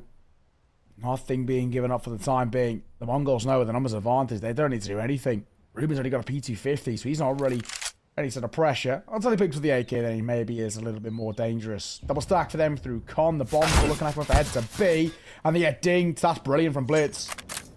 Great timing, bit of fortune. And they'll take it all the way to the bank. Yeah, very happy with that, of course. So, starting to solidify the fact that Boost coming in is being watched for, and Bartak will get the better of it. Nothing CR are doing is working right now. Perfect flash for Techno to work with as well there. And Justina, 18 HP, take that bomb, go for a save once again. This is somewhat out of hand. Mongolz in the early stages looking pretty damn good. Tina, 18 points of HP. Nowhere to be seen as well, of course. As expected, we'll just keep it alive and kicking. Mongolz good response. This is what we were saying about how important it was for CR Gaming. Getting early rounds on the C side. Right now, Overpass is the most CT-sided map in the pool off the back of the major cycle. So, it's a very, very important position for CR Gaming. That bit of breathing room they get off the pistol and the force buys has left them feeling like it's a little bit more comfortable. The Mongolz as the force buys, as the full buys, may I say, have just been completely in control. They actually really haven't even had to sweat for these last two rounds. They've been, for the most part, very easy. And that's the most concerning thing. Another attack pause call. That's 2 in 2 rounds. You can actually see, for CR Gaming, they're really actually feeling the pressure right now. This is not where you want to be if you're them. Twice in a row, they've had no entry pathing in towards that B site. Didn't even look towards A. Completely relinquished all the control over towards the Mongolz. And of course, in this one, it will just be an AK-47 for them to work with. Tech 9s across the board, but it's a full buy, a full investment for them around that saved AK. So, you scream, it's a Hail Mary, basically, heading into round number 6. Lose this one. We can see the Mongolz not only tie the game up, but actually more or less guarantee that they should take a lead, 4-3.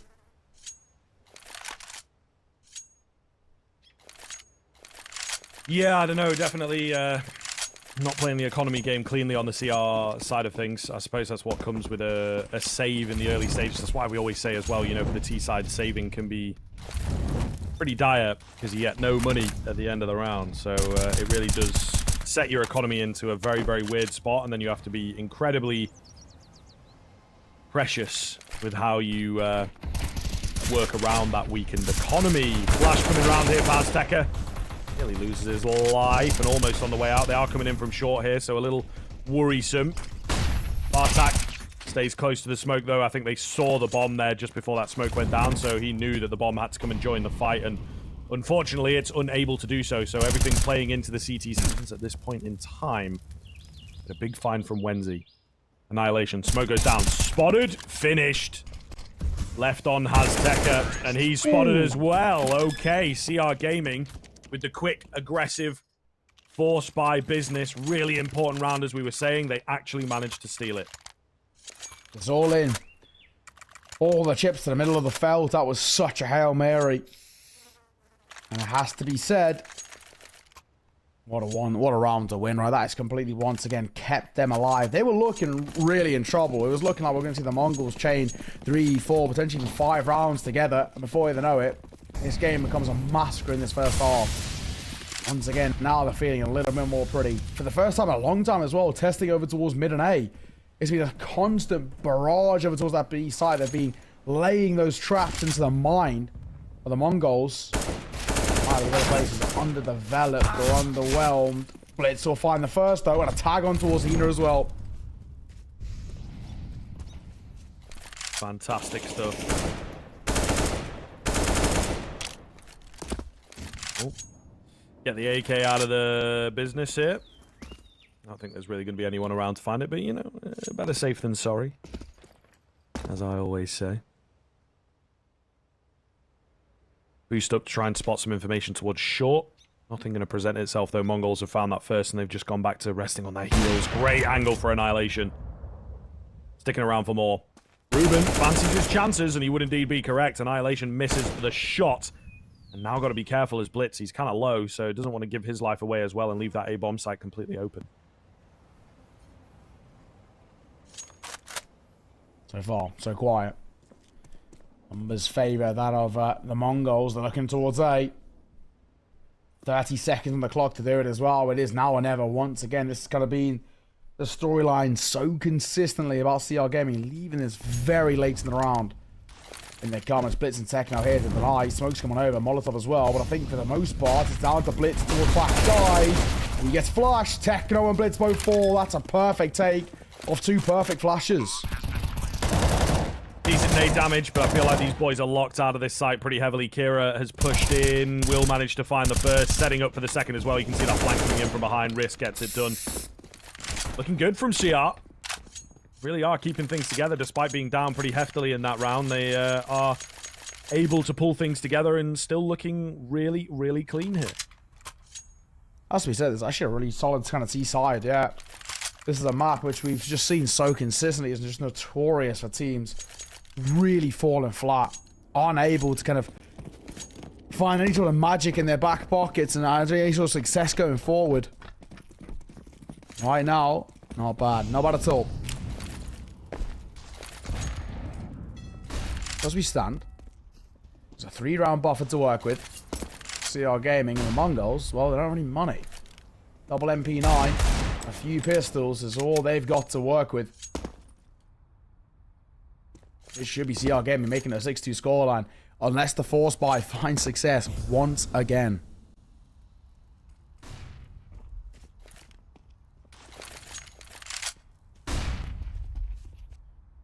Flash over the top towards long. Wenzy. Ooh, Smoke's gonna go down. Oh, Annihilation decided to go through it instead, and Wenzy is quick off the mark for a double, in fact. Feel like that should do it. Bar some heroics here. Techno was the only one locked into the A-bomb site, and yeah, it's all being held. It's all falling into place nicely for Chaoran. Just Blitz. Tag down slightly. Might have been heard there by Hina. Molotov comes in. MP9 up close is still pretty sound, but 5 in total I don't think is going to happen at all. You know where he's at now as well, so they can pin him in. Leave him on 20 HP. Finish him off. Okay. Respect. We'll see. Might be able to find another kill here if he finds himself in the right spot. Risk is ready, and Risk will finish him off. So, moving up to 6. Not super smooth in that round, but moving up to 6 all the same. Growing a pretty hefty lead here on the T side. Yeah, as we said, right. I think actually this is really solid now. Mongolz, they're faltering. They're really struggling. We were saying as well, this is a map in which, you know, it's looking on paper like a punish pick just because of the lack of reps on HLTV that this Mongol side have. But they beat Heroic on this map, and let's be honest, that's no easy feat. There are, you know, major semi-finalists. Arguably should have made the final, but got upset by Gamer Legion. This is a side who were regarded prior to the major as actually probably one of the best to take it. All the best opportunities. It's a pretty commendable feat. And right now they are getting absolutely blown out of the water. Aztec has started this round, pretty unfortunately. 5 points of HP. Boy's barely even seen anyone.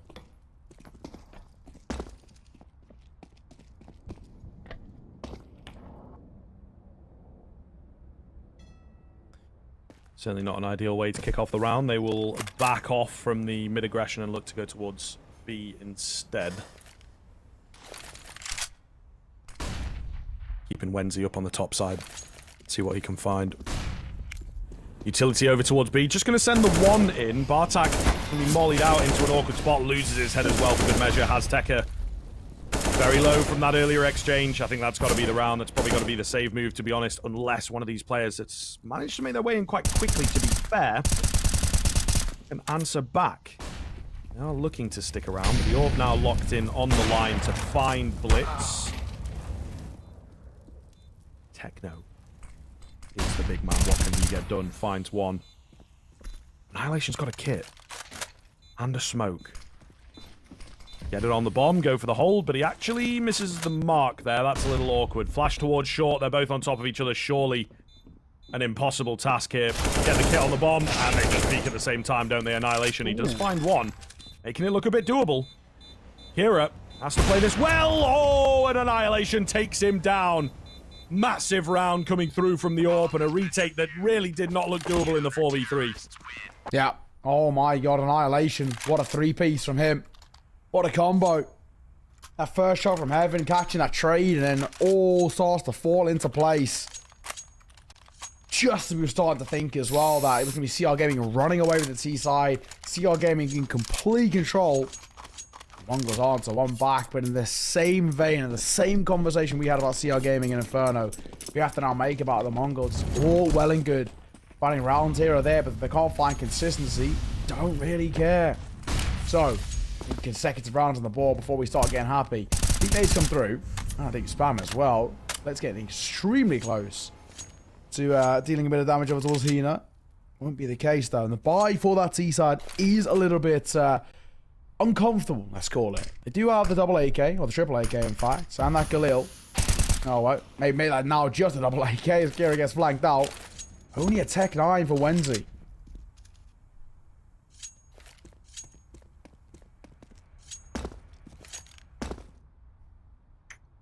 Great. Certainly not great here. CR on a hell of a roll. Mongolz seem to have found the message. Annihilation misses out on a shot. A bit of a rarity from him. Still sticking around with that AWP as well. Has to watch himself. Will be forced away. So 5v4. Flank coming round from Bartak. Only really one area they can go to get away from here, and that is indeed connected. Which looks to be the move. Jump spot coming through. Azteca going to confirm the fact that they are coming down. Needs the support now and absolutely needs to stay alive is the big one, really. Oh, gotta be careful here. Takes a lot of damage, but stays alive indeed. Cut off from short is in the form of Blitz. Too many targets for him. Just managed to find one, but his teammate Azteca going to go down.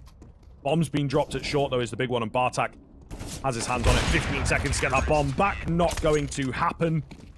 They close the gap here. They're looking set to find themselves maybe even 5, maybe even 6. The money is just here for CR. Yeah, this is actually, right now, much better response. I'm not going to be filled with too much confidence. I still think the CR, this early presence on the T side might have done enough for them to not be in complete trouble. But At the very least, the Mongolz performing the way that we would expect, right? This is meant to be the most premium side that we've got in the entire region.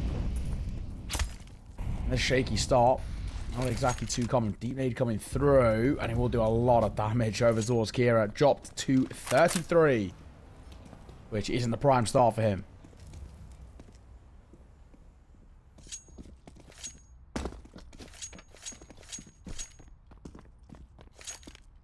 Well, we'll see what the move is going to be here for that CR Gaming side. As said, they've got tiny bit to work with. Try and burst out with a flash. Overwhelm a player. Any damage going to be good damage. Just gaining control towards long. I think Techno's going to hear all of this, so somewhat ready for them to come his way in just a few moments' time. Oh, Hina with the moves, but Techno far too ready for that one. First kill coming in. Kira looking to follow in the footsteps of his fallen comrade and finds the angle. Beautiful shot. Nearly up there for Annihilation as well. It took Annihilation, you know, half a second, which can be all the difference. To flick across and find that frag. Caging them in towards long with that smoke as well. They are going to try and go through it. Off the back of the flash. It's somewhat effective, to be fair, but just not able to isolate the fights. No sweat off the brow in the end for the Mongolz there. And now bringing it within one. See. Rough to see. CR Gaming. Capitulation from them. They are looking so uncomfortable now. It does make you beg the question about maybe even a pause coming in towards this one.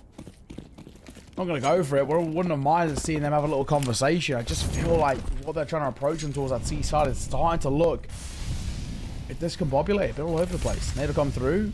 Might just get out in front of it, and they will. Only a slight bit of chip damage towards the likes of Hina.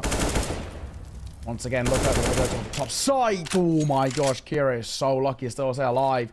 The spam does so much damage, but he avoids the nades and gets away. Starting around 11 points of HP before he's even seen anyone.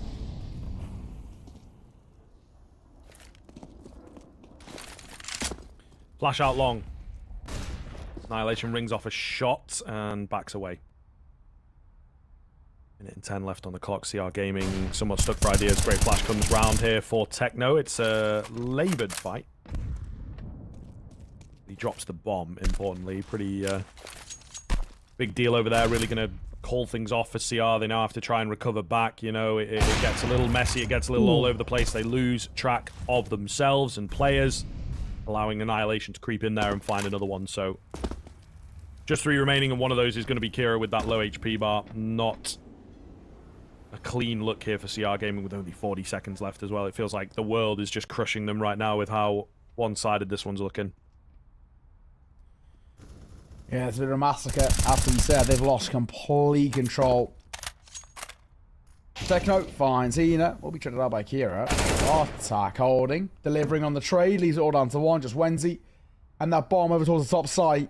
Unfortunately, yeah, nowhere to be seen, let's be honest. Don't think I'll find too much here. Annihilation already hit a lovely shot earlier. Looking for another one. Just get tagged. Very tagged, in fact. And actually, it could be messy with a trade from Blitz. Makes it not the end of the world. So, back again. All tied square. 6 apiece. And CR Gaming have completely lost control of this game. The question really does start to ask of, can they regain any sort of success going forward? The T side is so difficult. It just sort of feels like, unfortunately, the Mongolz have they've got their number. They've got their understanding now. They had this moment of bliss at the start of the game where they were starting or being allowed to get away with so much, and yeah, now not so much anymore. All over the shop.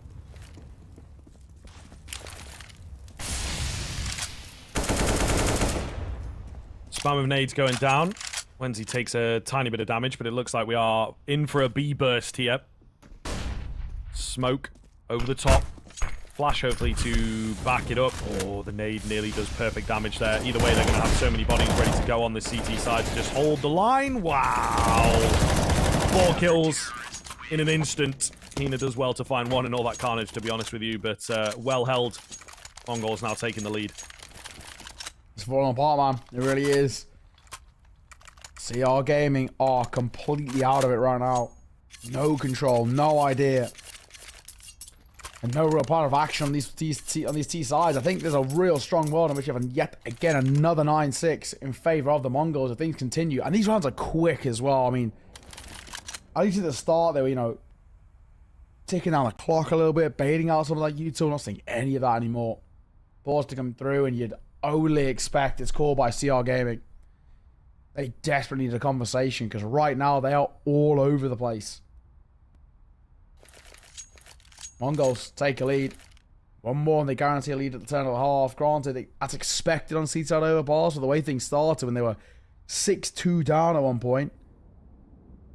That alone is something pretty damn special. Yeah, really solid turnaround. I mean, we're seeing kind of the depth of skill that the Mongols are able to find, right? This is one of the big things I think that they will have got from the international game is just the ability to move back into the rounds themselves, keep the game competitive, not allow themselves to check out. CR, it does feel maybe only have one or two tracks, one or two styles in their repertoire, I suppose, right? They're not as original, not as creative, whereas the Mongols have got a lot more available to them to just remain unpredictable. You know, aggression, mid-rounding, pretty effective so far, allowing some of those individuals to make confidence plays as well. Really has been impressive over the past 4 or 5 rounds.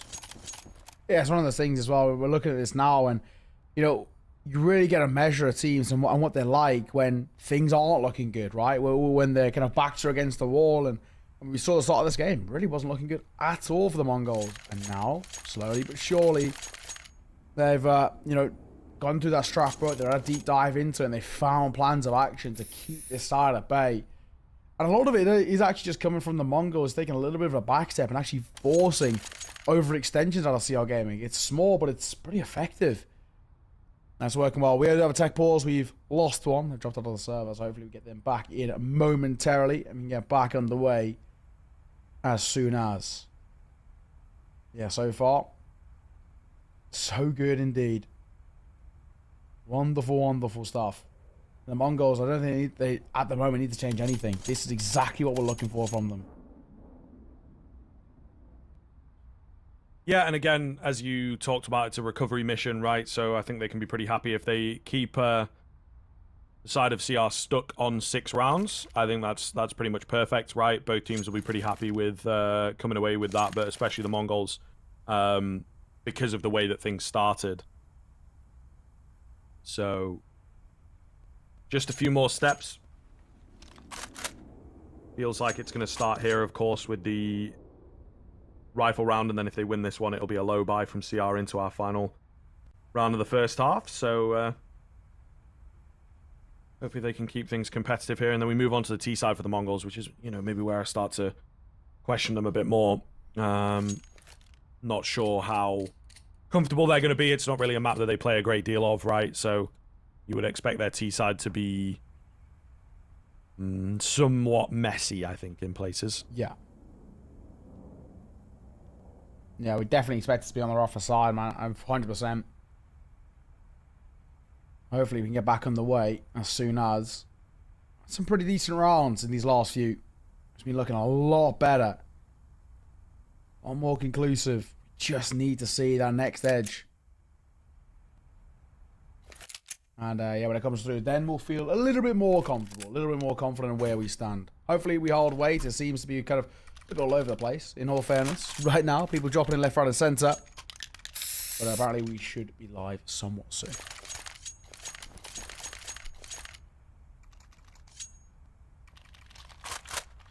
Okie dokie, just get us restarted here, but we're pretty much good to go, I think. Pretty sure he had a gun before we bought up, so might need a little round restart, maybe? No? Perhaps not, actually. He's on 4,600, so yeah, it would speak towards... I guess he got all his money back, so that's all good in the end. Here we go, back into the action then. Mongols looking to continue the trend, keep these rounds coming, keep their confidence rolling, and of course get themselves a decent lead to work with moving into the second half. Yeah, see. We kind of need it. out of them. They have really looked all over the place at times for CR Gaming. The Mongolz are looking so clean, and it will continue. Azteca, 1 kill. Kira, good night. That's what it's all about. This confidence that eludes from this side. They use it. Techno, overextends, maybe a little bit too confident. And he will trade.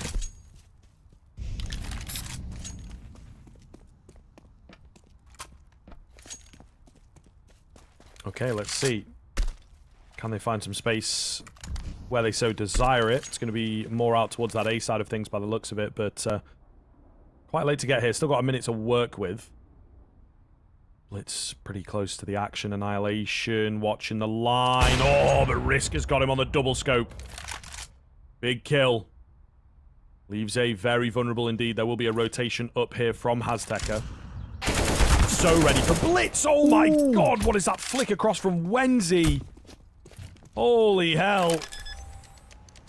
There ain't no stopping them when you've got a player making moves like that, let me tell you.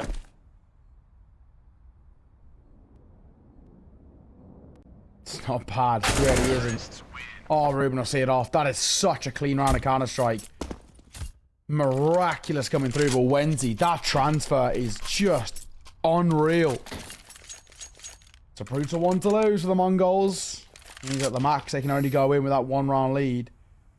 But what a round. What a response coming through. CR Gaming for the first time in a long time. For another round on the board. They have been desperately hunting for some success. They're finally going to get it. My god, they have really struggled to get to this point. The strong world in which they should have gone in towards that half at a massive lead. By the way, they were playing 6-2 at one point. Ooh, fell a little bit flat. Either way, it's not game over just yet. And in my eyes, to be honest, CR, they've probably done already, technically speaking, enough on the T side to feel somewhat happy.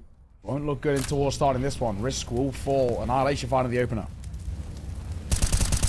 Nice start coming in for the side of the Mongolz to try and get that slim lead moving into the second half. As said, you know, things are pretty clean here on the CR Gaming side. They can be happy with 7 rounds moving into the second half.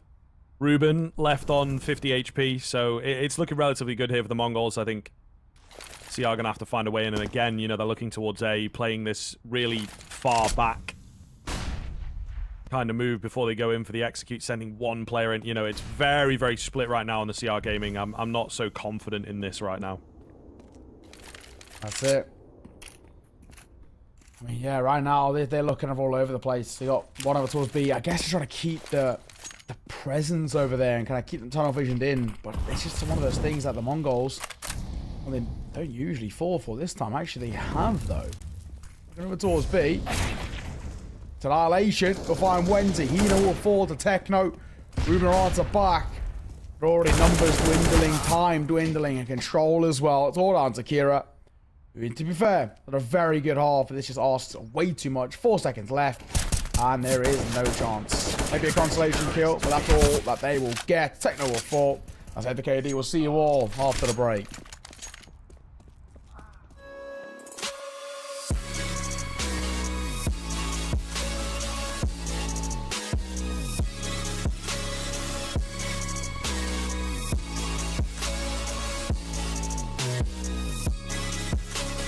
You love it, you wear it.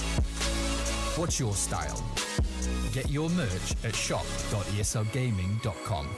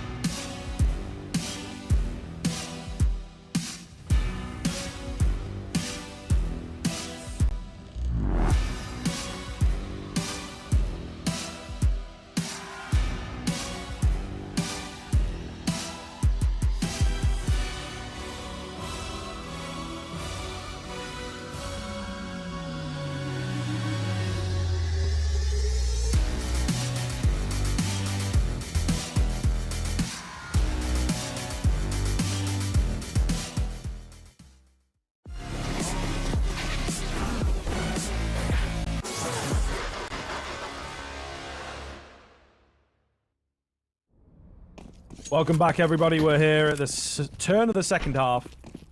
Things looking good for the Mongols, only just, though. Pistol would really help here and get them kicked off on their T-side campaign. Risk early peak. Scared off by the P250. Understandable. Doesn't want to be overextending all that much. We've already said the Mongols, their pistol rounds just look a little bit lackluster, even though they won was kind of a little bit all over the place. I've not been feeling too much faith in them so far. But I think towards risk, absolutely reinstills just a bit of it. Outrange, the bank player, taking that fight to try and keep risk alive. But all four to hands are blitz. That's a good start. Oh, nice shot from Hina. Will not be able to find another on the repeat, though, and the P250 doing God's work. Gives them a solid advantage now. There is a player at the back end of the site. He's left blind. He's left under pressure here. Loses his head, so it's all down to Kira. Don't think this one's going to go too well for him. He's here quite quickly. They might not expect him on the flank so fast, but Azteca was watching it before losing his head. Annihilation, though, with the lovely fadeaway shot. Love it when they fall like that. You know, they're moving around the corner. The momentum just carries them on through. It looks beautiful. So, fantastic way to close out the pistol there for Mongolz. Awesome. Really good to see. Solid stuff coming through, generally speaking. Of course, in doing so, now we feel, I mean, a little bit more comfortable. A little bit. Again, I said their pistols were so shaky at times. That means a lot. But kind of said having that strong T-side start does mean so much as well, considering this is, once again, the most T-side map off the back of the major. So, not bad. Deep nade coming through. We'll do a lot of damage on towards Azteca. Not a great start for him and that Galil, down to 44.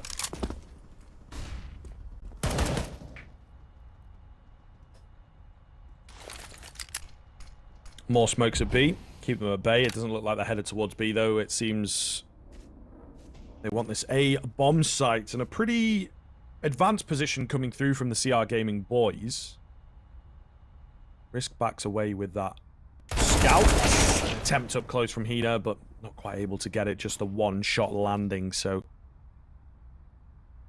first kill always feels good for the Mongols, and they will continue their campaign towards this A bomb site. Slow but sure. Still making their way over Annihilation with the advanced position. Bartak, or might just meet Ruben in a second. CZ up close, awfully deadly. Got his hands onto an AK now as well, but just caught in between the rock and the hard place. Nice find from Risk, keeping them in it. But unfortunately, the remaining two players are still pretty firmly locked on the B bomb site with no information to work with, so it's going to take them a while to get over here. Once they do, everyone will be in the sound post plant, so don't really fancy their chances too much. They've got to get past Azteca as well, holding somewhat of an off angle. They don't fancy their chances, in fact. So the save coming round. Yeah, I can get on board with it. 10 rounds for Mongols, though. Pretty scot-free as well.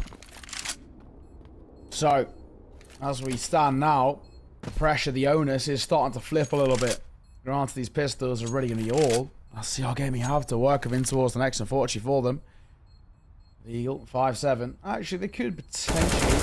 I'm going to say, could potentially get something else here. But Wenzi will be spotted in the back, and that'll be it. Deagle will tuck their head. And well, that's about it. 3 rounds is the difference. Obviously, it should be made 4, let's be honest. They haven't really got the cash to work with. They could go for a little bit of an upgrade over towards maybe the likes of Risk, but he wants an AWP at some point, so sticking above 3k is the way to go about it. 10-7, the Mongols starting to get a bit of breathing room to work with now. Not uncomfortable. Not comfortable, may I say. Very uncomfortable, in fact. Should be that 11th here. And a 4-round gap is always going to make things so uncomfortable. Hina, listening for info over towards that graffiti. Here's a little bit in towards water. That'll be relayed over. It's a quad stack to the B side.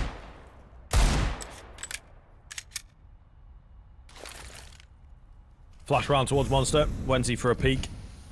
Not going to spot anything. Azteca will be the first one to show himself for the Mongols side of things. Big tags being landed here. Blitz as well. Savvy to the push. So looking pretty damn good. Spam through the wood as well.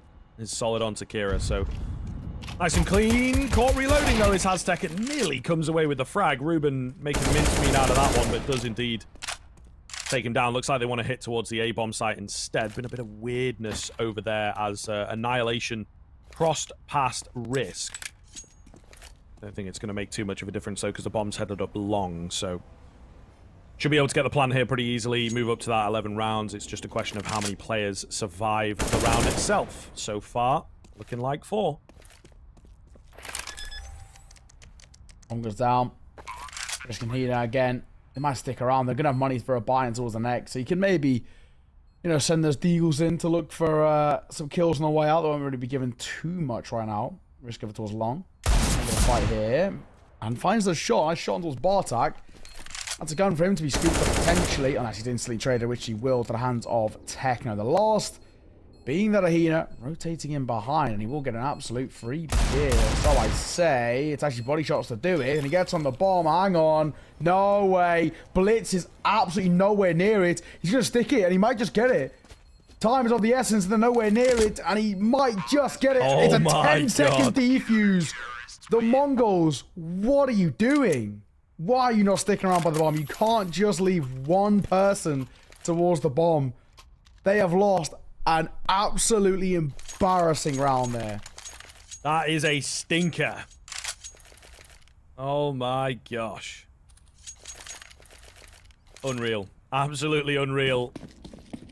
Denying the 11th away, and now CR are going to have a lot of money moving into their rifle round here, as you can see, getting the AWP out, lots of kits, right? It's a lot better than it would have been with just the eco. Absolutely ridiculous scenes. Nades landing, doing minimal damage, though, onto Kira. Safe to say. Not exactly the sort of feeling they'd want coming in towards this sort of round. Will buy both ways, or Bartak. Only the Galil for him, already taking damage. Such a brutal one to be losing. Really affects the mental so strong. Nice entry though. Annihilation will find the first. Hina gets absolutely deleted. Techno, he'll claim space over towards long. He might get this for the most part for free, but the AWP is posted.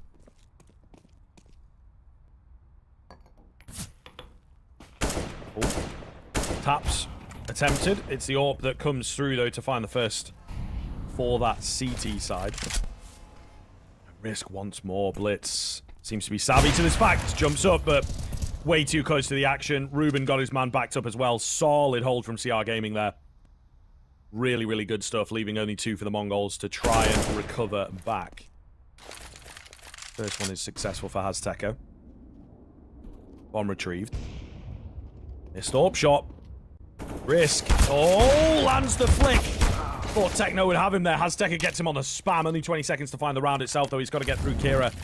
Not a lot of time to get this one done. Kira hidden away as well. Should have an easy frag here in just a second. He does indeed. And CR win out number 9. Closing that gap exponentially. Absolutely fantastic stuff for them. No bomb plan for the Mongols means there is no hope of a buy into this one. That's it. Exactly. CR Gaming hot on their tails, and honestly, they'll be given that 10th day more or less pretty easily. As we mentioned, the buy is going to be absolutely now, apart from Blitz on the AK-47. A couple of pistols picked up, so all down to Blitz's hero rifle to try and find something. Entering hit from him needs to be perfect. Looking over slowly towards mid. The nade will come through. We'll avoid the bulk of it. Playing very slow, in fact. Giving up space over towards CR Gaming. And now we'll reclaim it late. What's the plan here? Looking like towards long. Once again, they've been given a lot of space over towards long. Techno's been continually kind of pushing this area. Risk and AWP will find the first easily.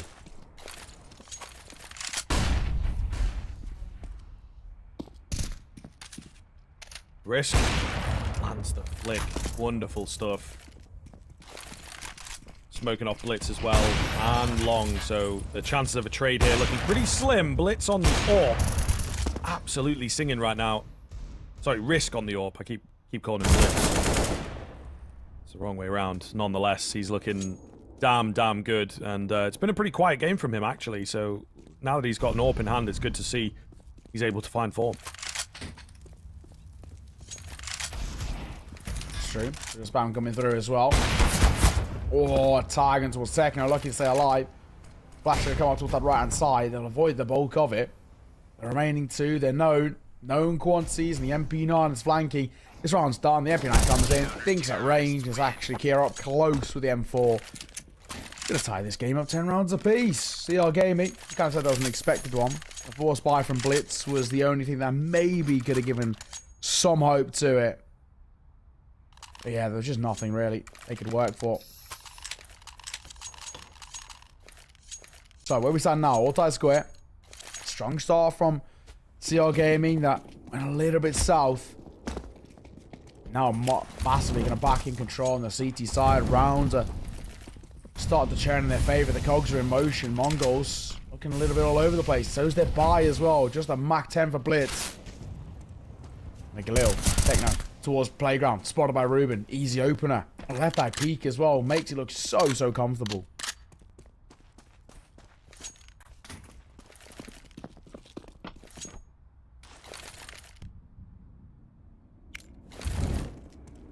Bit of utility around towards the A side of things, but it looks like they want to head towards B instead. Kira and Wenzy set up for this one. Tiny bit of damage onto Bartak. This has to be perfect though. Wenzy, edge of the smoke, spots the shadow. Traded. Risk has also gone down. So 3 on 3, but Kira with the flash gets perfect timing. Has Tech finds the trade out into the 1 versus 1 against Hina. Hina coming through from short. How does the timing look here? And Hazteca has really no idea where to look. We go for the safe plan. Coming through from Monster. I do like the move from Hina, to be fair. I don't know that Hazteca will necessarily be expecting it. Trying to use the time to his advantage and clear things out. They just cross each other. Hina at range here. Might just be able to get this one. Misses out on the first opportunity. Now has an AWP in hand. Flash comes across the top to allow the cross for Hazteca. The nade should see him off. It does indeed. And he'll get the defuse in time. My goodness, they're awfully close. The Mongols bring it all the way down to the wire.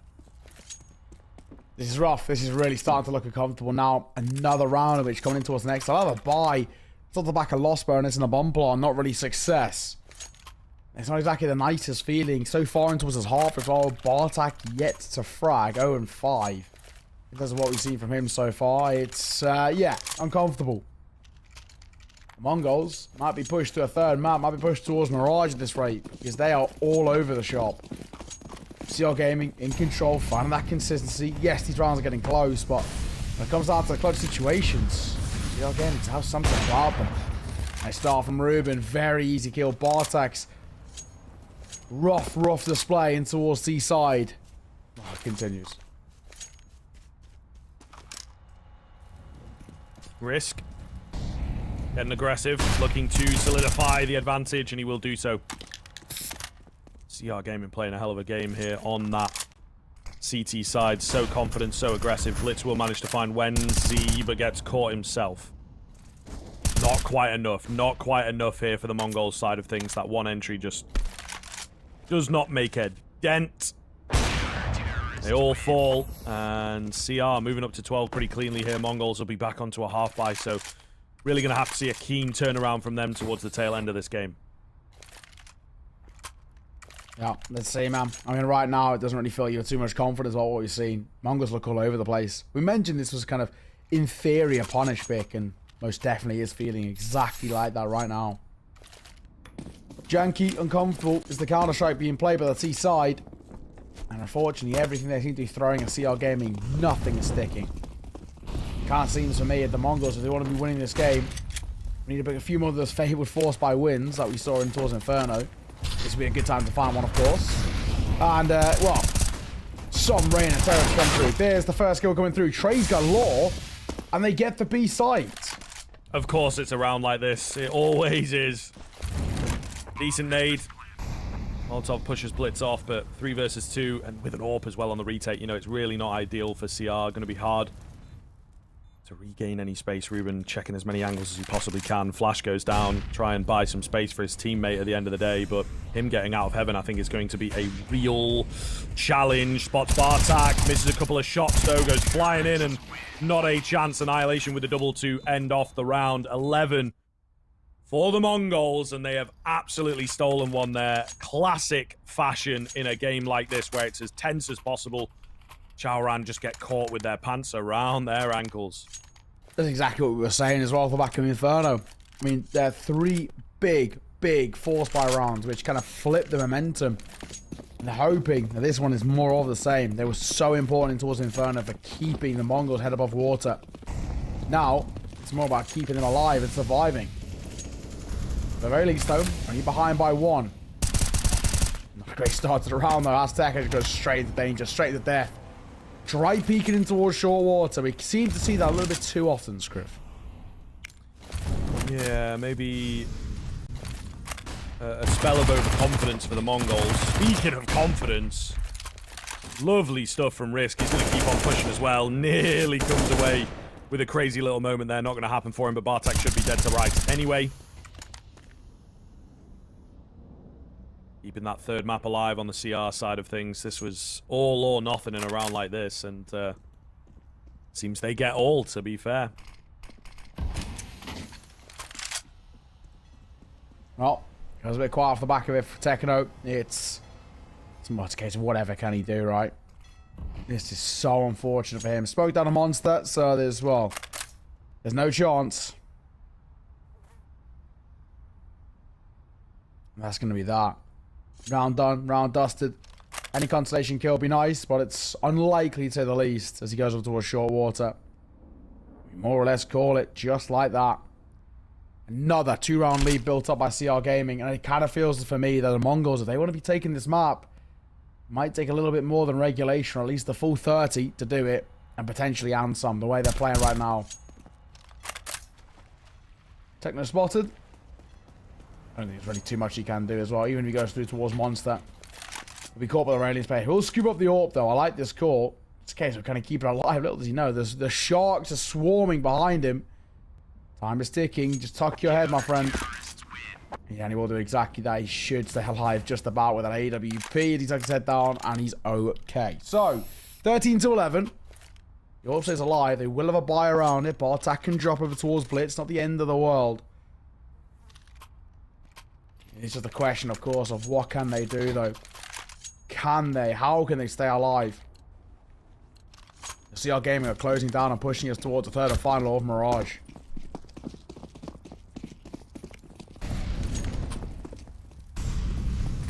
Looking better and better. It's going to be another attempt here from the Mongols, so to stay alive on this second map. Keep their dreams of a 2-0 alive. Boost coming in. Something we've not seen so far this game. Great time to pull it out.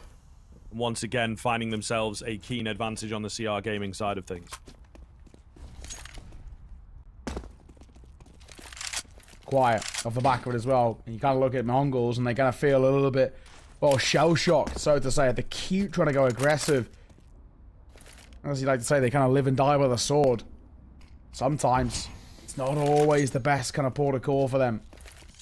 Slowing things down and looking for mistakes from CR would definitely be the way to go about it. We know they have a deeper strat pool, but right now they are so all over the place. Tekno, great kill. It's a lot of damage, but at the very least, brings the numbers back level. Yeah, I did say I would worry for this T side, you know, that they just weren't as well put together on it. I think they've not got an awful lot of reps, an awful lot of experience on how to deal with different styles, different teams, and CR have been very in their face. Maybe, you know, much more respect out from some of the international teams that they played. Not quite sure, but really not the best. Blitz, while blind, will manage to find that frag. Annihilation takes out Risk. So we're back to a doable situation. They are split again on this T side, though, but... Ooh, nice smoke. Full respect coming in. Going to try and burst through the smoke here. I'm not sure how expectant they will be of this. Blitz able to find the first spot out. The second takes him down as well. 13-12 on the board. Going to break the bank of that CT side as well. So this gets interesting, folks. So, 13-12. They're alive.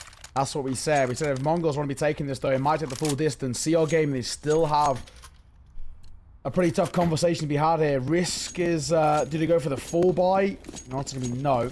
Risk individually actually is one of the few to pick up an upgraded pistol. The Eagle on the 5.7, so they are going to respect this. The Mongolz, once again, should tie up this game.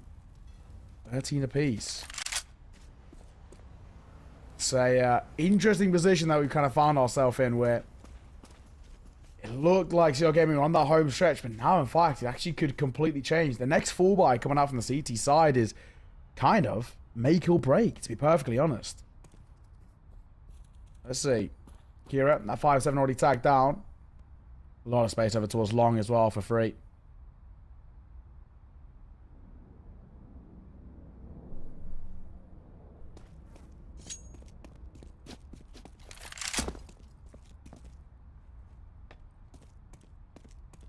Should be an easy enough round. They've got to recover the bomb back, at the very least. So it might be waiting around here for a bit longer than we were expecting. I think they start to unravel the round, see what's up, figure it out that it is indeed a B-sided stack for the most part. Nice pickup from Risk. Traded quickly, but, you know, for a second there with that bomb again being kind of isolated, you do worry a tiny amount. Kira, the only one left. Nice finds from Bartak. Keeping things clean. That's exactly what the Mongolz want headed into the latter stages of the game.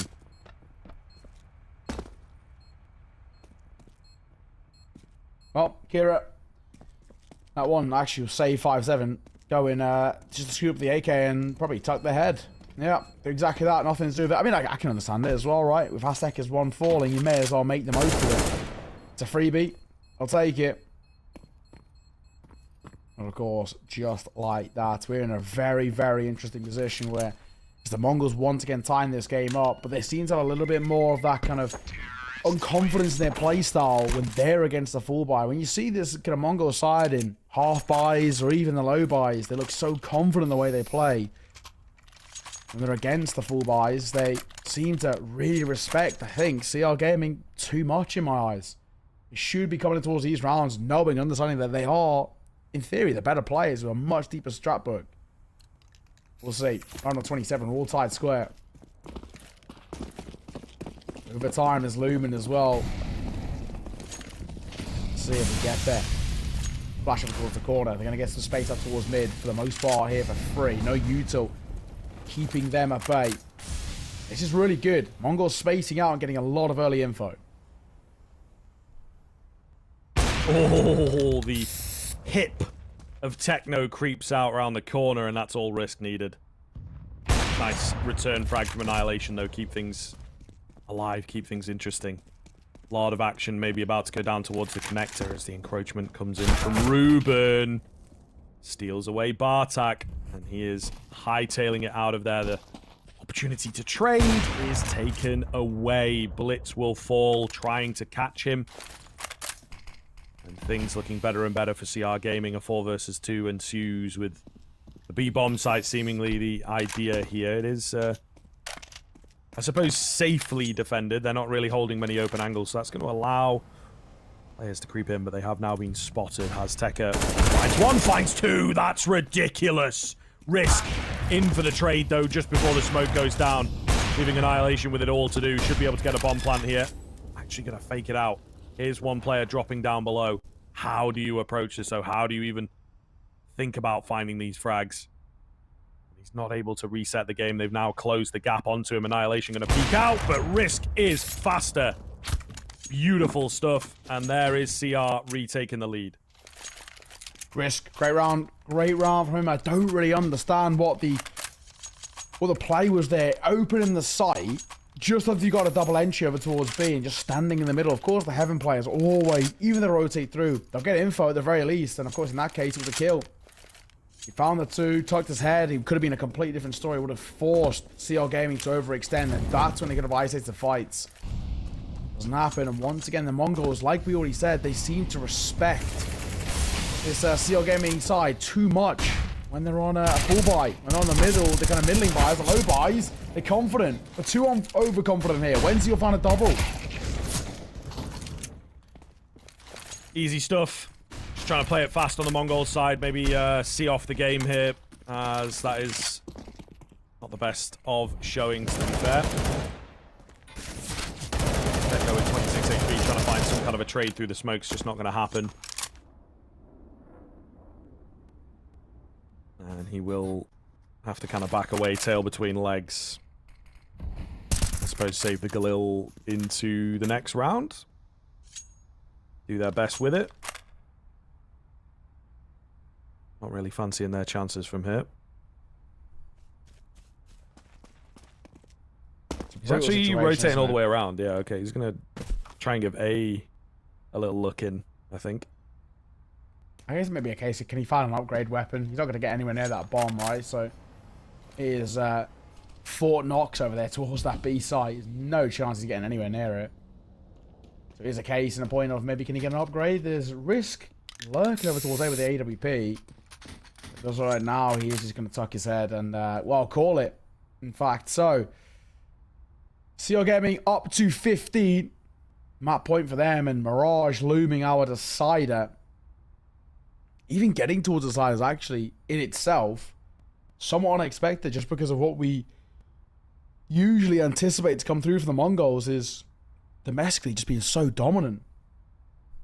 Yeah, right now, they are in a very janky position. 15-13, and CR Gaming one away from taking us towards Mirage. Mongols now playing for overtime, and unfortunately, the funds aren't too favourable.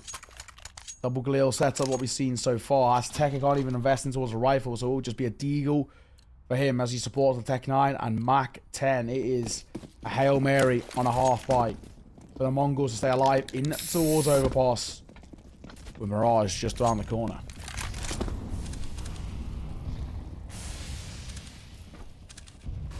Boost coming in from the CT side.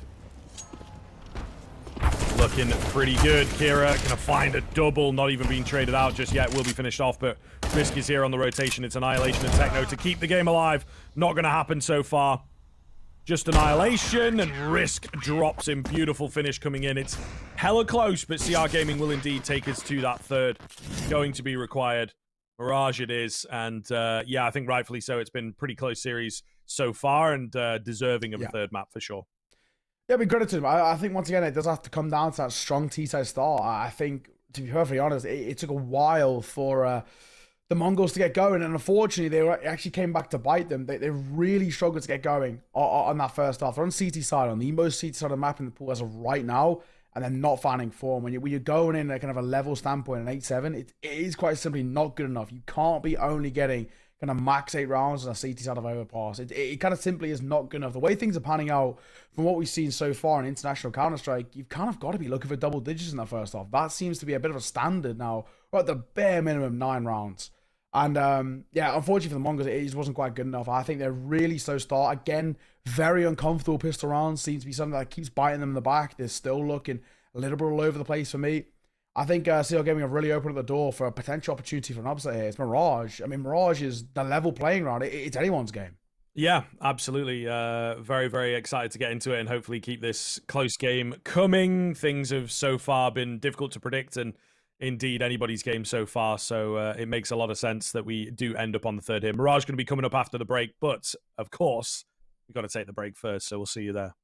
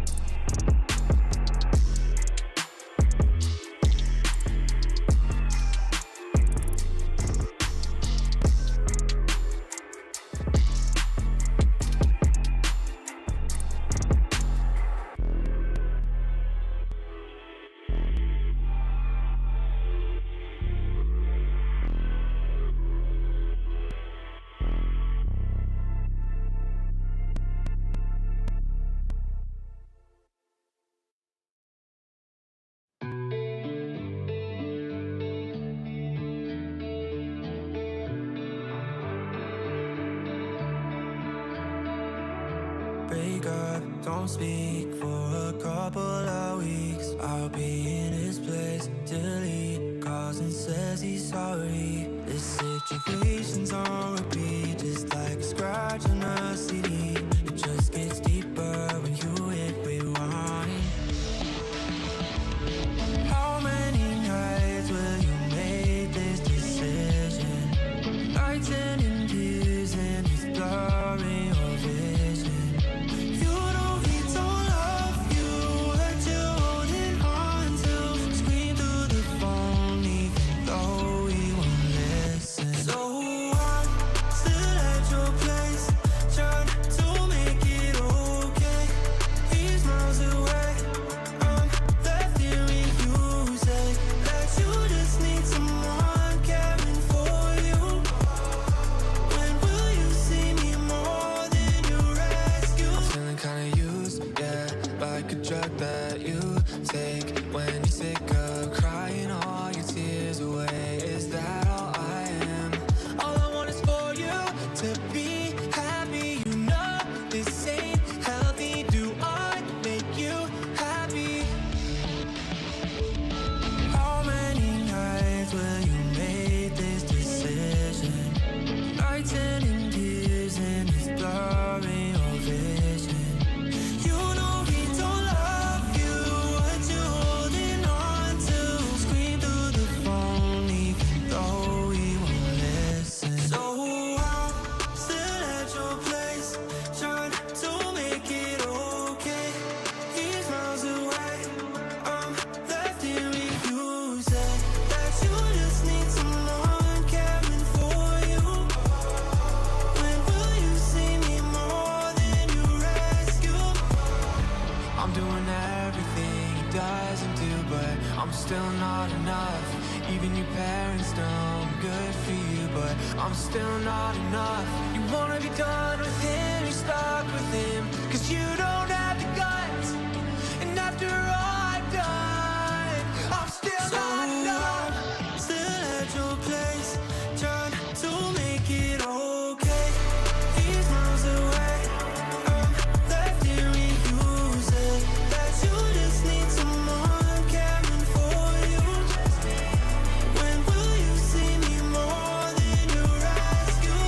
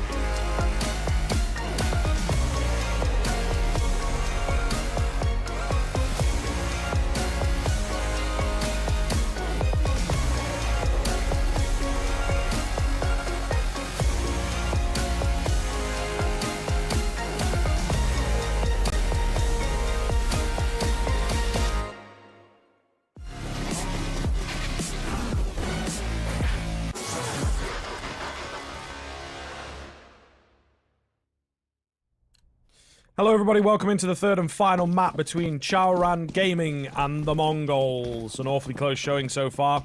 It has been a long series for these two teams, but both of them taking their own map picks. And now we will find a victor on Mirage, of course. It is a B contact play from the Mongolz, a classic move. They will start to move in off the back of the utility. Wenzi is the only defender for now. Holds them at bay. Meanwhile, Azteca has got this flank on lock. An easy kill for him.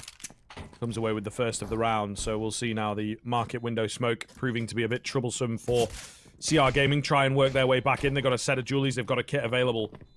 So things look good. Peaks come round. They win out on their fights. Techno gets aggressive into that market area. Only able to find the one, though. It's now Annihilation alive towards the bench area. Kira takes his time, plays it patient. Will come away with the round. Get that defuse in for good measure. And another pistol goes the way of Chaoran. Another lackluster pistol. The Mongolz, man, they really struggle on these pistol rounds. The start of it is so strong, right? When you look at how things are panning out, smoke comes in towards market window. They get the only B defender. Bomb goes down, post-bomb setup. You're thinking instantly, surely this is one. Even catching the flanking player, Azteca, everything was going right. And the second there's a little bit of pressure put on towards that post-bomb, they just crumble. Overextend, they give up the fight. Really, all they have to do is buy as much time as possible. The numbers advantage post-bomb. There really is no excuse for losing it. They do. Swinging through towards mid. Smoke in hand. Azteca gets caught. Decent start.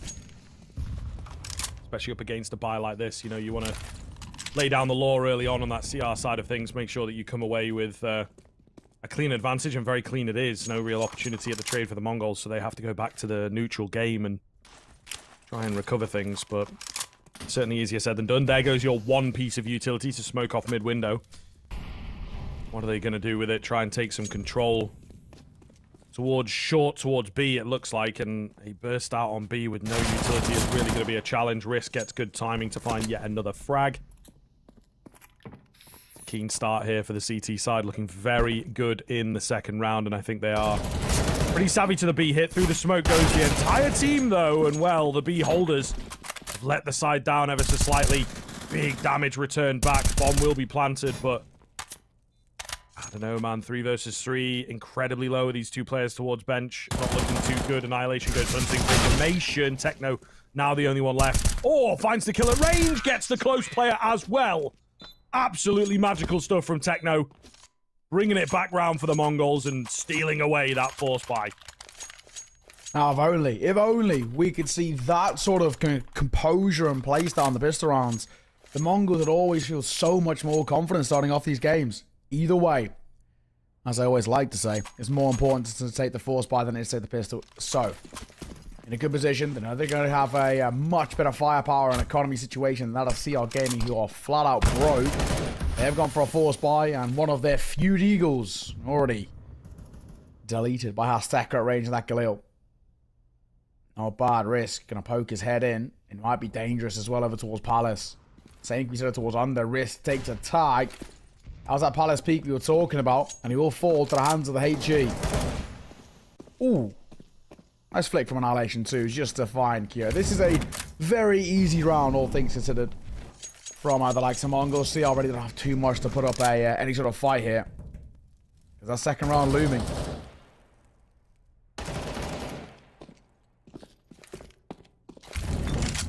Looking good. The rotators are moving around slowly but surely, but, you know, not expecting too much from them. Would be happy to just find a frag in isolation, really.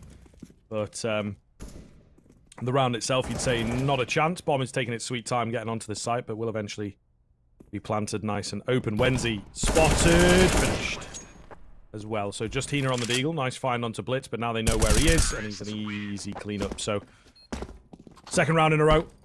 Mongolz seeing it off, should be able to get a third one here as well. This is a rinse and repeat of the first map, isn't it? You know, finding that force buy win and cleanly stringing them together puts you in such a good spot. And again, when this happens to the CT side, they just have no cash, no loss bonus. It really is difficult to recover from losing that force buy.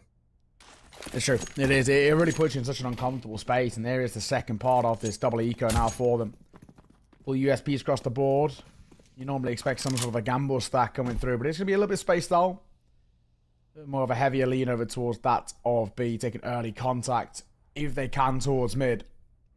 I don't think they'll be giving all too much. Blitz already how? Just walking around, doesn't care. Wandering around, actually for free. Ruben, for some reason, just watching him, doesn't take his moment in the sun to kill him. But no matter mere moments, it's going to be a near flawless one. I say near because Azteca falls to the hands of Risk. But it's a translation, and he'll be traded immediately. 3-1. Now it's the time for CR to respond. That was a complete throwaway round. Sometimes we see teams use that sort of attack pause without calling the attack pause, but not that one. It was very quickly over with. Just get it out of the way, get into this all-important rifle round here and get yourself back on the board. That's what CR are after.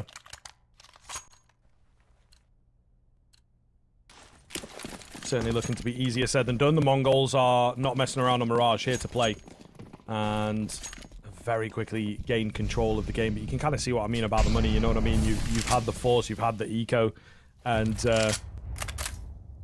few flashes, couple smokes, no kit.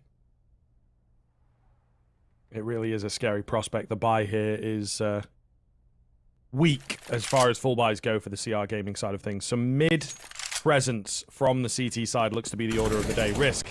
Aggressive angle, going to go down, as does Hina. It doesn't work out for them, and, well, Blitz is just going to add insult to injury with that fight. Oh, great find from Azteca. Completely written off. A perfect round from Mongolz all round. Yeah, not bad at all. Much better. Exactly the expectations we're looking for coming through from the Mongols, just dominance. Right now, CR Gaming in a pretty rough predicament. Only one rifle can be saved over so far, and that's it. If Ruben can stay alive, even that seems like a big ask. There's util to be used to clear out ramp if they want to. That'll make his life all the more tougher. No, he won't survive. Take no CM off.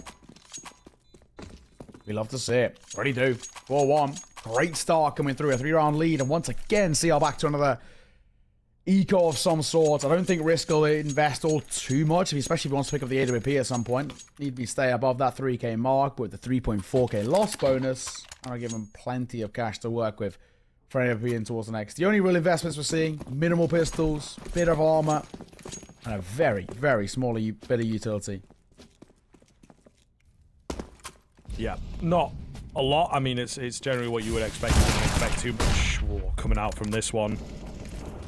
Nice find from Hina, to be fair. Able to get away and take another fight, but the rest of the squad seem to be going down. Hina on this AK. Doing some damage, needed dealing with quickly. Just missed a Wenzy then, hidden away in the window. Spotted out, finished off. Another clean round, and Mongolz incredibly fast, moving up to 5 rounds. Well, we'll take a breather for a second. This has been a massacre since that second round.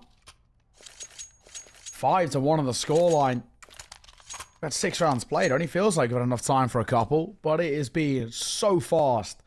The Mongols aren't slowing down for anything, and the sort of Mongols play has been that slower style of kind of more European Counter-Strike. They're just throwing no kind of hazards in the wind here. Flying into fights, and we love to see it. Full buy. CR. I hope that we alluded to for Risk coming through. Needs to make it work desperately. A lot of util being dumped over towards ramp. They've got space, and the Mongols again don't care. util has pushed that CT side off. Pretty clean take here so far. However, Hina will move through that smoke, drop the bomb in a really awkward spot. They're just going to go barreling on in to make sure that they hold on to that bomb control, leaving just Bartak and Blitz. Blitz on the backside, good for one, nearly into spam for the second. We'll eventually get it. 2 versus 2. Certainly looking a lot better now than it was just a second ago. Another kill coming in.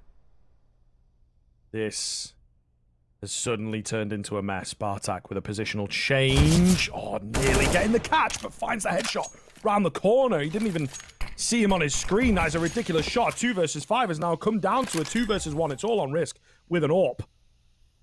2 different angles to split between. Catches the first, gets lucky for it. Cross onto the M4 now. Laying up close, trying to find the player around this smoke. Bartak going for the timing play. Spins, but does not spot Risk. Oh my goodness, the bailout of the sentry coming through from Risk, because that would have been hella embarrassing if they lost that. Got risky. That's probably the best way to put it, because he really did kind of, sneak his way around.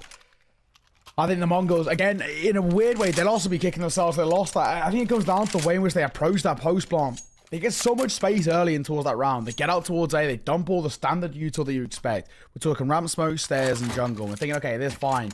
And CL Gaming, when it comes towards these retakes, they're fearless. They absolutely do not care. There's no respect being shown up towards the Mongols. You look towards kind of the more European style of Counter-Strike, or even NA in a sense, and they're so respectful to smokes. In Asia, they don't care. And it's actually it's quite a joy to watch. That fearlessness, always very, very enjoyable in terms of the level of Counter-Strike. Especially when they're as mechanically gifted as they are in this region. So yeah, running up that fight they were hoping for. Still though, it is on a little bit of a knife's edge, because if they were to fall flat here, they are still going to have a little bit of a rough economy. Risk, Kira, Hina, and Wendy all below 1k in the back pocket. And we've lost bonus at what, about 2.9 right now? They would kind of still struggle to buy in conclusively. I'm talking util, armor, full rifles, and the rest. And they could fall into a bit of a slippery slope of being leading into a double eco, and the Mongols pulling away in that T side. They need to be so careful. Yeah, arguably a more important round in this one than it was in the previous. So keep it together. They're going to go towards the A side once again. Ruben does actually land the shot there onto Techno, but I believe through triple, so doesn't finish him off. Could make all the difference. We've got this player in the form of Hina up close who needs to go large. Nearly in for a double, not quite going to happen for him. Bomb plan coming in. Blitz with the late lurk. Ruben picks up Annihilation. Blitz has cornered one towards short, takes him down. And that should be the round. 4 versus 2. Recovery going to be required. Kira out towards mid, can't get anything done. All the kills come in for the Mongols.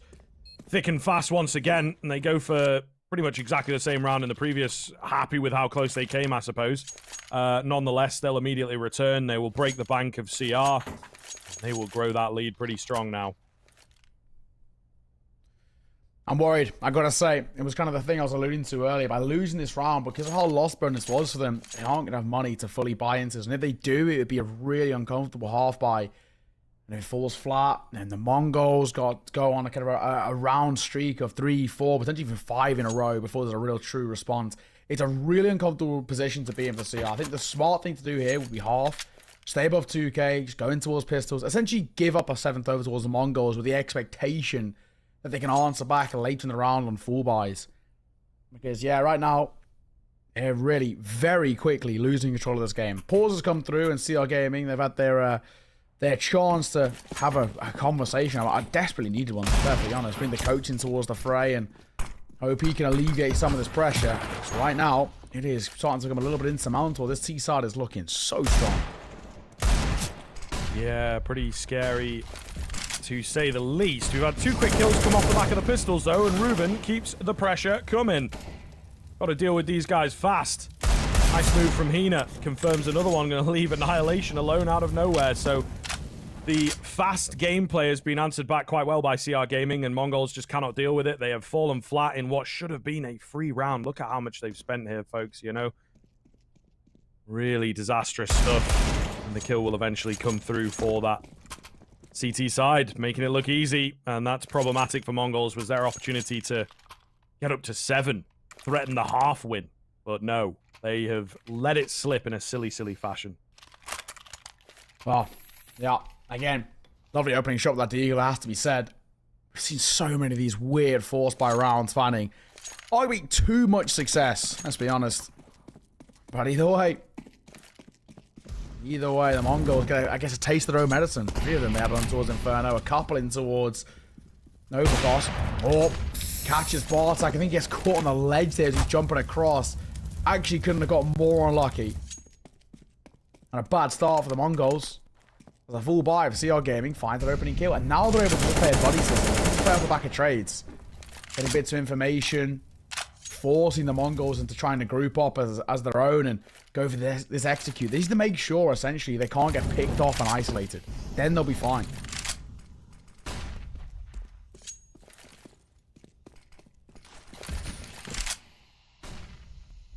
Good short control here. Oh, wait in. That's what they were waiting for, the overface. 2 players at B. Great find from Annihilation. Goodness me, that is so fast. Wenzi will get one back. They're unable to trade him, and the rotation coming in as well. So, the bomb site looks a little scary over here. Ruben's slow to the mark. Oh man, they just completely overlook Wenzi. However, they've found their trade frags. It was a difficult position to come away from. Meanwhile, Techno, potential to get caught, does indeed. Left onto Annihilation, 20 seconds out in the open, misses the shot. And Ruben just going to look to play the bomb. Takes the peek into him though, gives him the chance, and dies for it. Not sure I'm a massive fan. It's difficult when you're in the 1v1 to make the correct call, of course, but Annihilation handed a gift. It's one of those ones, you know, with the benefit of hindsight, we look at that and really question the play. I do wonder in my head whether he had some other, you know, idea about being potentially, I don't know, him sneaking out from short and going over towards back pillar. I don't know. It's a really weird play for me. It feels very, very much like the pressure got to him, right? And of course, in doing so, it's a freebie for Annihilation, who's someone who is, you know, land tested. He's used to these sort of high pressure moments. No problems asked. One spot on the jump peak. Util dumped on towards Techno, but it does a small amount of damage. The Mongolz really should be feeling a little bit more pressure in the latter stages of this first half, but they haven't been, and has Tekka so aware. Kira not going to be getting away with that.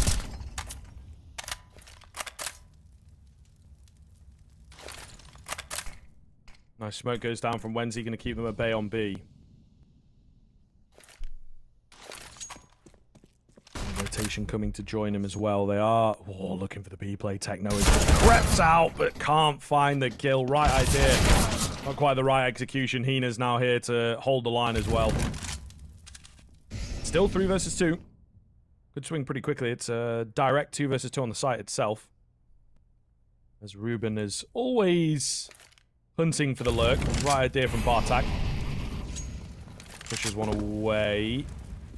40 seconds. Able to make it out, but they've got to recover that bomb, so don't want to fly off the platform just yet. Annihilation holding his lines, but needs to get that bomb. However, Bartak with the push-in evens things back up. Plant's going to be hard here. Oh, not if you're landing the quickscope, so down goes Risk. Leaving it on to Ruben, 62 HP. Oh, out in the open, and Annihilation with another great round. Him and Bartak just having a hell of a game, and they win out yet another man disadvantage scenario. It's a quick shot, man. Annihilation's rapid. His reactions are actually something to marvel at.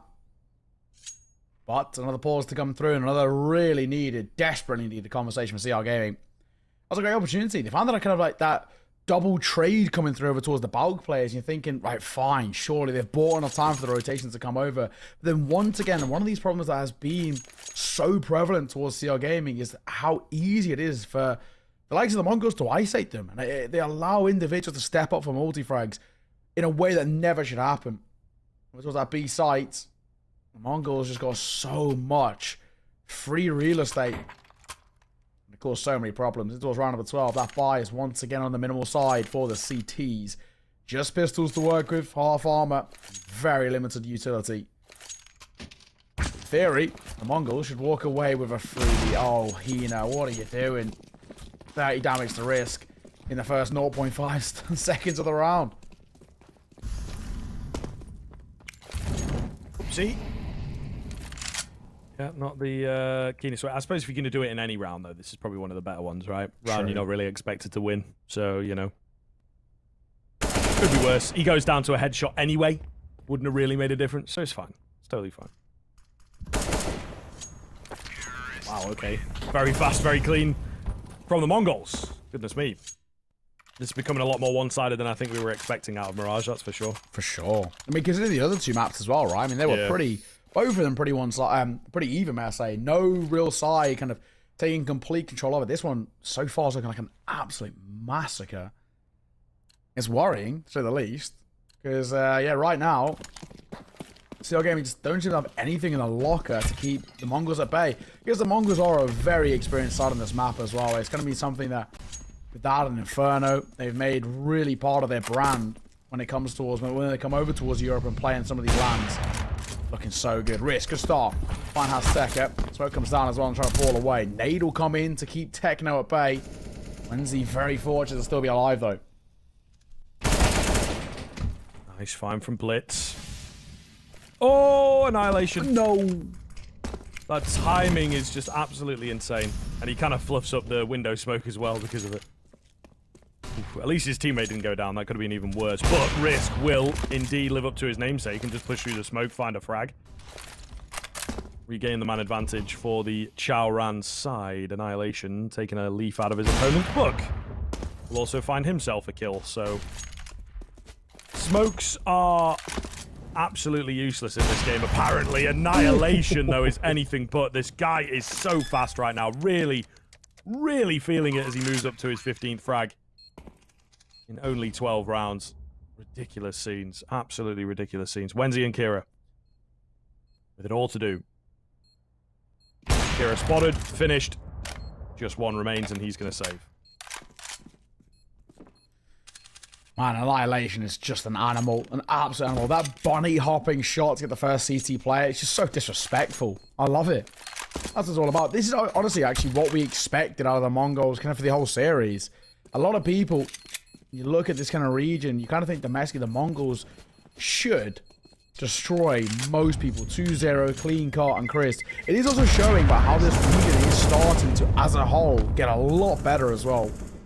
A lot more competitive. A lot of teams coming through that are becoming, you know, really up there in terms of competitiveness. Where for Wings Up, they've maybe dipped off in their form. They were one of those sides like Rare Atom, like Vision, who at one time seems very scary. And I've seen a few others come through. New Happy being one that this season has impressed quite a lot of people.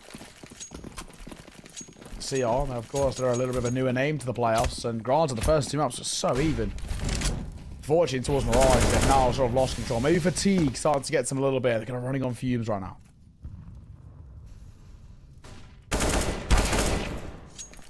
A nice pickup on the first. M4 not really in the action. Will catch one towards middle though. It's left pretty low, however. So we're going to try and bolster A, just overwhelm the players here. Bartak does go down, loses his gun for his trouble. Kira's got armor, but he's on the other side of the map. Hidden away with the deagle. Could be large for him. I love this angle so far. Yeah, I mean, he's going to get the big catch. Bomb hits the deck. Oh, Techno should have had it, man. And now he puts himself at risk. In comes the peek from Wenzi, and it's just Annihilation. Another clutch required by the big man. Number 1, nice and easy. Number 2 behind Get Right. Number 3 on the flank. So it becomes kind of harder for him. Kira gives the peek, but Kira will win out the fight, finding number 4 for CR. And again, another steal away round. I think Mongolz will be kicking themselves. We should be up to 12 right now. It's very true. Honestly, I mean, they'll happily take a double digit at the turn of the half, but honestly, the way they've been playing, they kind of should be a little bit more greedy about it, right? They should be looking towards 11 and 12. A couple of rounds they've thrown away off the back of nothing. Getting towards the 15th and final of this half. 10-4 is where we stand now. Mongols looking for 11, but they've been struggling to get past this mental block. The CL Gaming starting to come alive a little bit. Potentially too little too late. They desperately need a fifth just to give them some sort of talking point heading in towards their T side.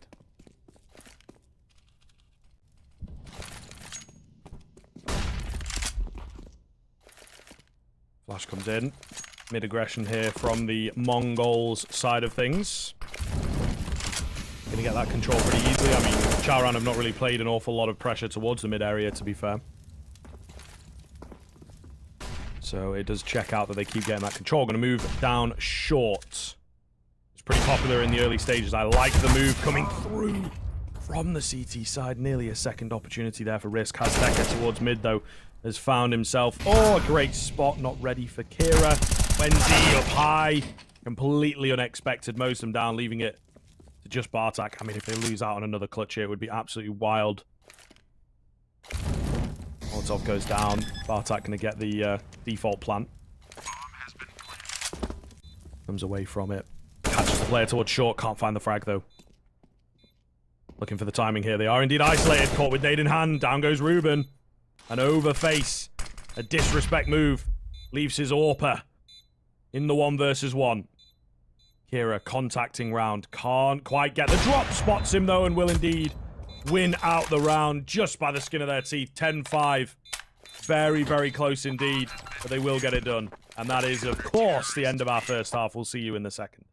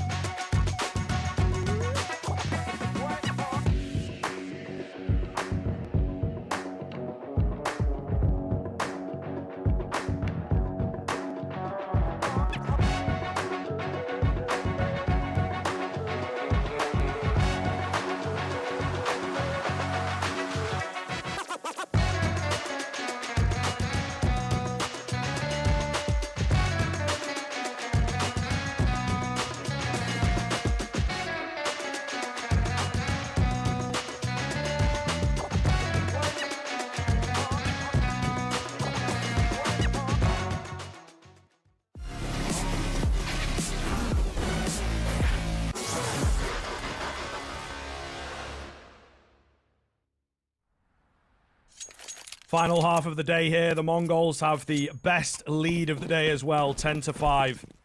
They can find the pistol. They'd start to set themselves up for the series victory. And, of course, moving forwards in the upper bracket side of things, it will not be over in the playoffs for CR Gaming. They put up a pretty good fight here today. So hopefully we do indeed get to see more of them as the days go on. All the way through till Sunday. Get it locked in for your calendar. 2 o'clock Central European. Either way, mid-aggression to come through here from CR Gaming. They're going to find themselves in that window area pretty quickly as well. This is a very scary prospect. The snake moves up connector. Bartak hidden away. Annihilation, though, is out in the open, and he will get taken down. So now just Bartak at CT, and they demolish him. Should be all good here. Flash comes around for Azteca to work with. Does find the head.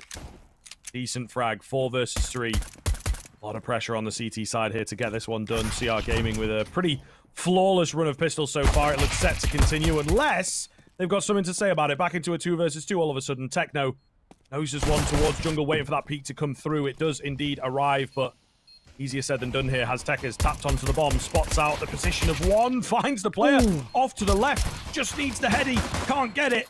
30 HP the difference here. The Julie's ready to go, and indeed he will see him off with his final 2 bullets. Chao Ran. They can't lose pistols. Yeah, I'm going to say, you know, whilst, yes, that one is much closer, it still continues the narrative that the Mongols and pistol rounds, not best friends. They really do struggle to make them work in their favour. It's not been a comfortable part of their game so far in this series. They've lost the vast majority of them. Granted, their force buy has normally been a lot better, but they are going to opt for one in towards round number 17. They opt for just a lower one. That one Deagle, a couple of USPSs. With a stack, I'm assuming the Deagle is tapping away down mid. Techno will take a tag himself. As the USPS of Azteca drops in towards that of ladder. He's fighting at Galila range. Probably not the easiest thing, to say the least. In this round, it's just about, can they make it expensive? I'm not expecting really anything from the Mongols here. They've gone for a full save to buy in towards the next, which I think, for me, is a smart one.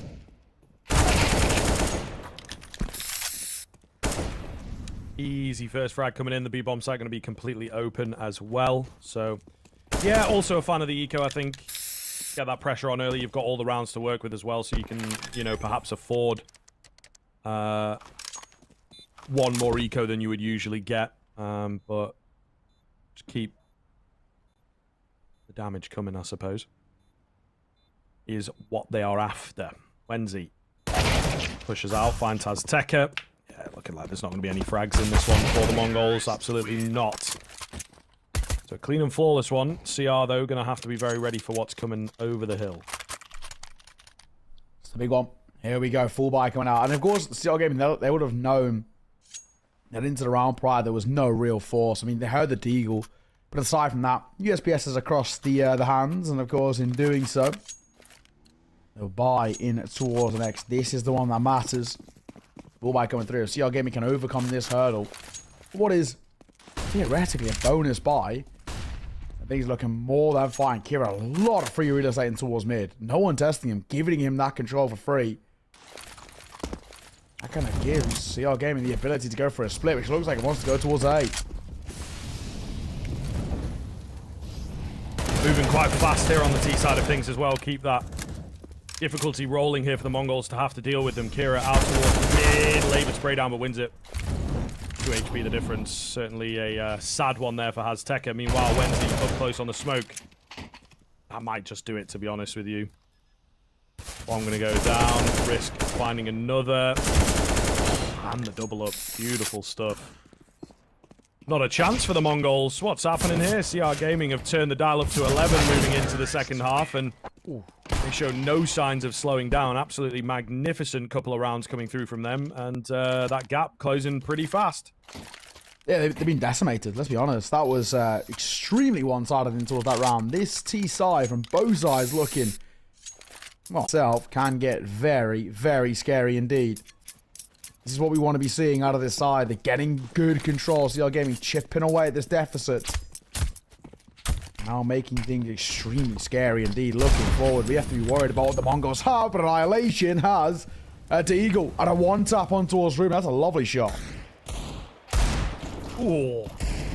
Another one coming in. Damage on Tahina. Going to finish him off as well. Risk might just have got them back into it with that 2k, though. Is it enough?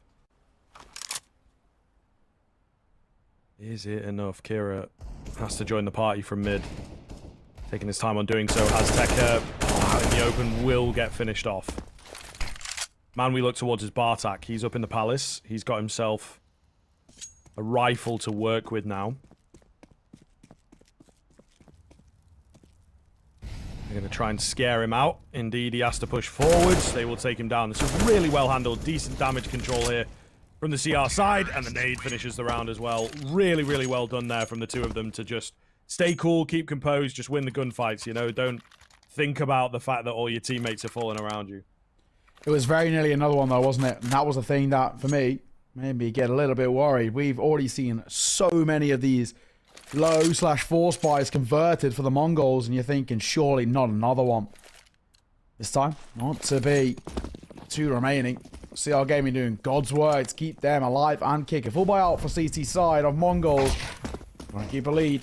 Got to be winning this one. The open play for Annihilation is going to be the key factor. The big green has to try as best it can to deny a lot of that space coming through, and he should have some sort of idea that there really shouldn't be one on the other side, just because with them not losing all that much, they do need to dip into the pockets. No need. Techno under pressure in towards jail. Let's get right in which Azteca falls. Yeah, really not scared here on the CR side of things as they just rush forwards. Blitz has got a very quick flank coming through, though. Might be able to deny the bomb plant here. No, he can't, but he kills the planter at the very least, getting them the man advantage. Short-lived. It is short-lived, however. Nice find from Bartak. Just going to be down to Ruben. Do not mess this one up, they say, on the Mongol side, and they will indeed manage to get it done. CR playing so disrespectfully, and eventually it comes back to bite them. Well, there we go. We said that's a must convert as well from the Mongols, just to keep confidence in kind of a high position. That's exactly what we will see. So back in towards a somewhat comfortable kind of feeling. Just a little bit more that needs to be given in my eyes from that CT side before I get comfortable. Right now, looking like we could get yet another even game to see things off here in this already pretty emphatic series. It's more than delivered. Sometimes we get in towards these kind of playoff games, especially in their very early stages, because, I mean, generally how it works, the high seeding of one group plays the low seeding of another group. And sometimes they're absolute stomps. Thankfully, this has not been the case here. Risk getting tagged a little bit by the flames. Damage not really an issue, but the sound cue, of course, is. Now Techno and Azteca going to divert attention and tunnel vision over towards Apps.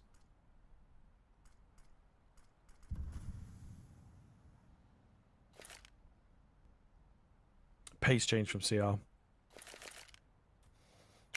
Really winding it down. Great move there from Risk. Easy kill for him. Bartak needs to win this. And he does. Now what? 4 versus 4. Outside of A is Chaoran looking for that A place. Still got Risk over at B. They'll accept for a conventional execute here. Smokes will go down. Full smokes as well. Nice nade. Nice shot. Backed up by any more. I think they are just firmly scared off by that fact. But Risk has heard them running away from B. So he says, you know, I think B is going to be clear here, guys. Let me start to flush it out. And he's going to discover that there's nobody there. So they've got that at the very least. It's just a question of how long the Mongols will be chilling here before they figure this one out.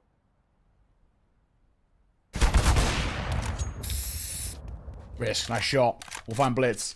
Oh, so quick from Annihilation. It's been the story we've said time and time again. So quick in those flicks. Bomb is going to go down just about, but he gets him on the way out. Annihilation, a one-man army, a turret right now. Doing all the work needed. Bartak keeping closer. He will be dropped by Kerry, who's playing a wonderful position. He gets a double on the way out. Fantastic 1 versus 2. Annihilation did so much, and even then, it wasn't enough.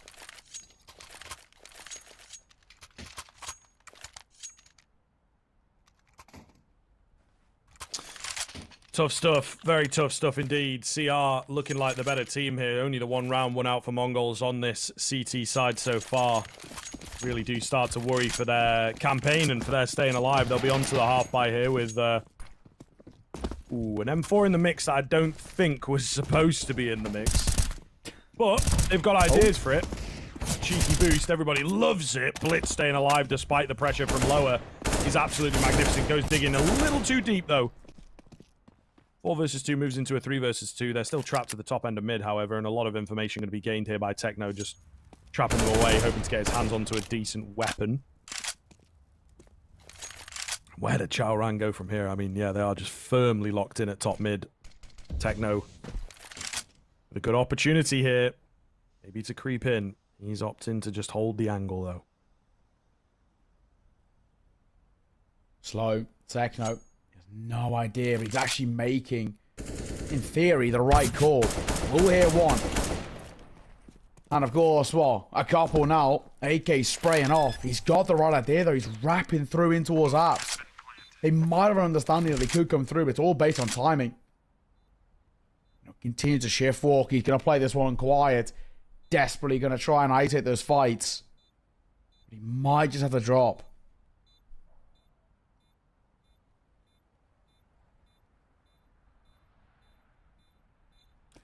Bomb ticking. Not looking likely for Techno here. Smoke goes down. It's probably just going to have to be a 10-second hold if he wants to go for it, and the smoke's not really good enough for that. Ruben will easily see him off. 11-11. All to play for, and Chao Ran really looking impressive on the T side. How long does this continue? Mongolz, it looked like, you know, they managed to get the claws in with the one round that they won, but it's just fallen apart very quickly, hasn't it? So, yeah, this is very worrying stuff, to say the least. Agreed. Yeah, both sides, they really have looked immaculate on that T side and lackluster, uncomfortable on the CT side. It's the only way of putting it. Mongolz at the moment, they're struggling to find that consistency. One round here and there, swinging towards mid. They'll get a freebie at the very least. Blitz or find Ruben, and now we'll be given the opportunity to fall away. Smoke going to come through in towards front con. I'll take this level of control as Annihilation is still posted on car.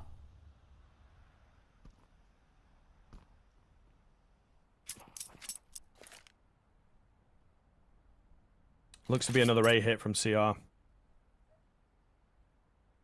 Kind of their default response to going down a man. Pretty basic. Flash over the top. Try and catch the players off guard. Bartak left a little low. Meanwhile, Blitz is waiting for the perfect time to strike. Picks the wrong time and loses his life. Techno on a spin around does well to find a frag. Bartak a bit too aggressive. 3 versus 2 above the smoke. His Annihilation can't find anything though, so I think they should be able to lock the bomb plant in quite easily here. Smoke out towards connector keeps has Tekka at bay in the double orbs. This is where it comes to fail, is on the retake. You can see just too close against those AKs. So Chao Ran really looking impressive on this T side, you have to say. Question, of course, being, can Tekka keep the AWP alive? He should be fine. He's over towards that B side. Nobody's there. Park up at apps, hold and wait. Chao Ran looking very good. That's T side. This is great form. What's that now? Like 7 out of the last 8 rounds going their way. They are in a really, really good run of form. It's consistency. It's consecutive rounds that we always ask for. More importantly, it is on that T side, which sometimes can be a bit of a cruel mistress on a map like Mirage. Very easy to lock people out with utility, and it's something that's been lackluster over towards the Mongolz. This is great. Solid to see. Of course, in doing so, we're going to see a pause off the back of it. They really needed to do that. Conversations to be had. And probably one of the most important ones we've seen today from the Mongolz, because they are losing control of this game. And I think it's dying embers. It's sort of now or never, really.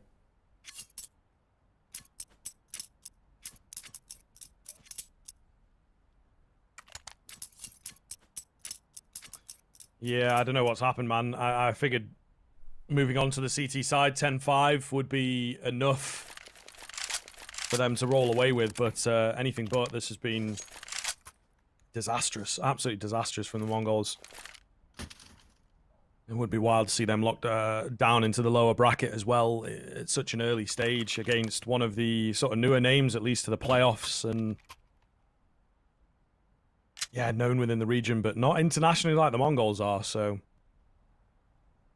craziness, absolute craziness. The fact that we are considering that to be a possibility, and well, it looks like should be an easy 13th as the half bye comes round from the CT side. Feels like we're in more of a tech pause here now. Oh, never mind. Beautiful. There you go. We love to see it. Start to talk about the pause being too long. It always unpause. The classic is you go to a break expecting like, you know, a couple minutes, and then like 10 seconds later it readies back up.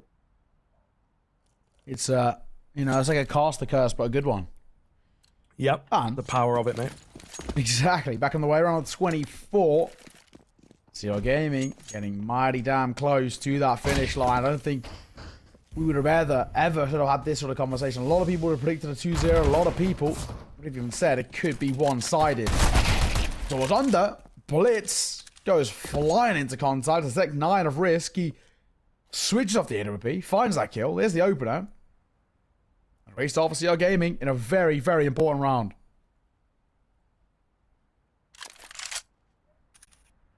And now they'll just be able to rest. They've got 1 minute and 20 left on the clock. Play that time, wind it down, use the man advantage that they have into the latter stages of the round. Keep it simple after that first frag. At the same time, the Mongolz, I like the idea, are going to start to stack the A side of things. And that is indeed where the bomb is headed. So this could be very dangerous indeed. Smoke to go down from Techno, waiting for the right time. Maybe as smokes fly over the top from the T side of things. But yeah, look at this. They're so built up on the A-bomb site. This is a fortress right now. AWP to hold things down. Really going to be scary, but if the kills come in, then it should be all good. Nice find from Hina. Not ready for Techno. So close. The AWP gets activated. Maybe Risk should have found that frag. It's been saved. It's been saved by the looks of things. And Wensi, magnetic through the wall as he takes down the final player. So, doing so. 13-11. They're pulling further away, but of course that was just a little bit of a half buy. It's not exactly the most important one to detail.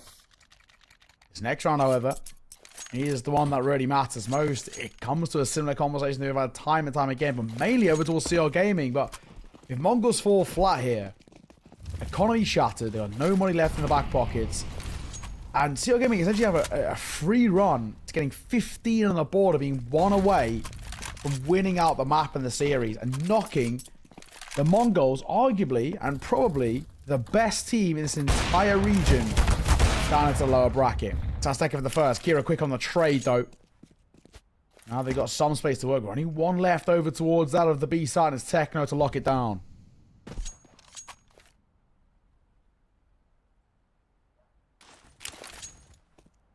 Flash for some mid control.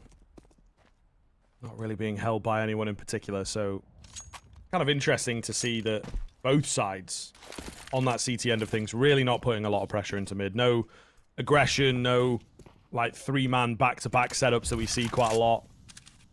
Not even, you know, connector being a port of call. So it's very interesting to see, to say the least.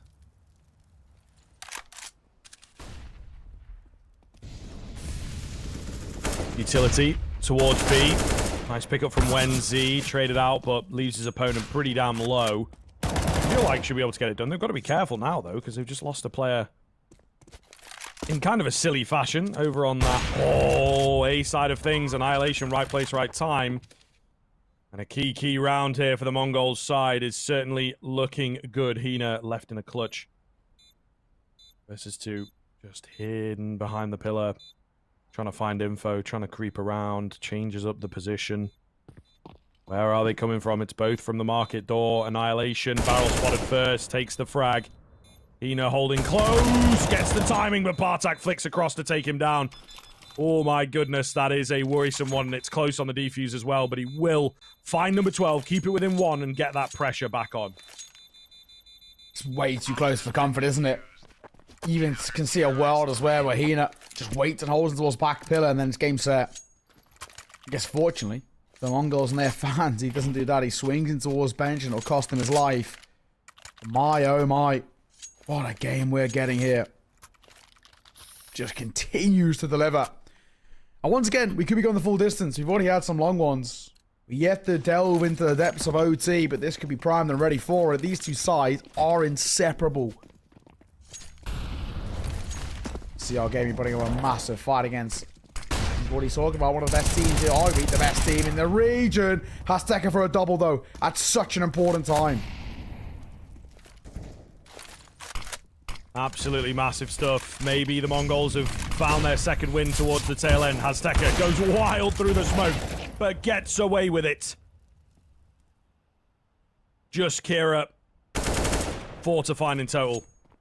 Gets the first. Going to try and grab the bomb and hightail it towards B, I would imagine here. They are way ahead of you on that one, dude. As Bartak is looking for the cut-off move. Could still hit A. Not quite sure. It's a personal decision right here for Kira. He's got to figure it out on his own. And it looks like he will slowly reapproach the A-bomb site. Taking his time, though, isn't he? Actually, he is just trying to, as best he can, find an opportunity to isolate. That's what's no information right now about what the reposition of the Mongols was like. Clearing absolutely everything, but maybe not enough. The spot blitz. No idea about Techno, surely. Nades in hand, and he gets dropped. But hands of Techno 4K. All tied square, 13 apiece. This game continues to deliver. We're all in an even standpoint. Not financially. As money is dire towards CR Gaming. They're going to have to go in towards a low buy. It's a hero scout for risk. And aside from that, oh, nothing. Oh, that's not a good time to knife. Well, it's never a good time to knife someone in the back, but especially not then. In one of the most important rounds. You can't be losing against the low buy. And Tech has been knifed in the back down to 17.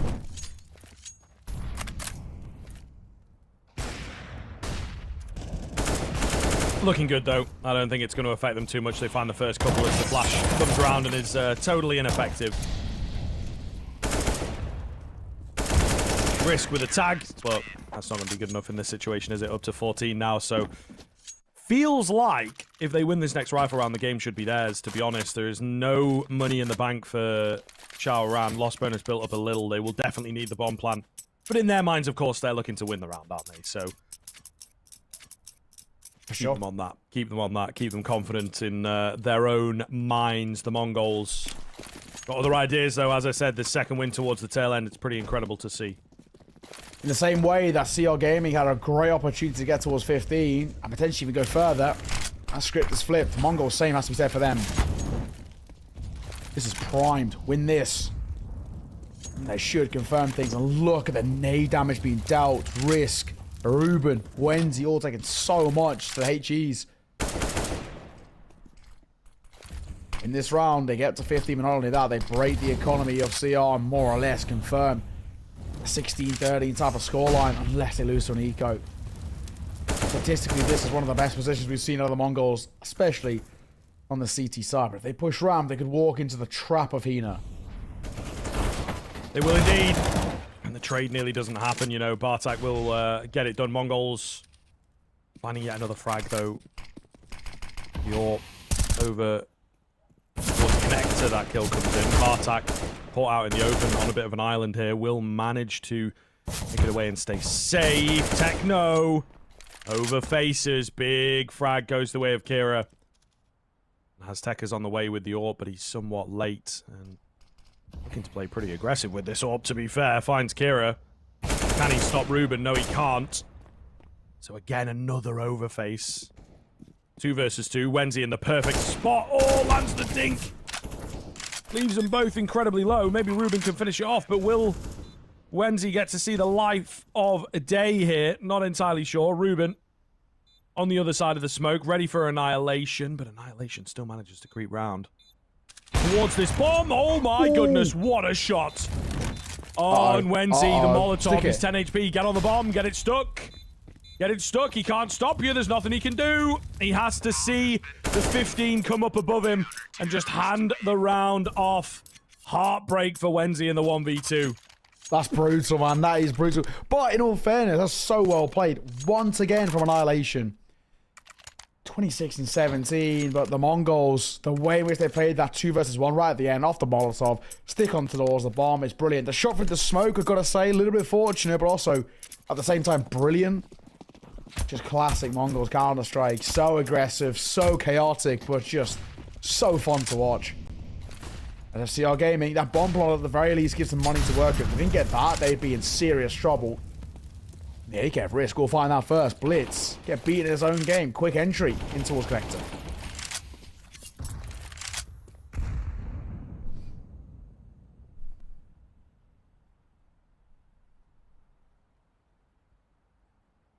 Pretty big deal that Chaoran are able to stay in the runnings here. You can see as well, Ruben's got so much control of that connector area so quickly.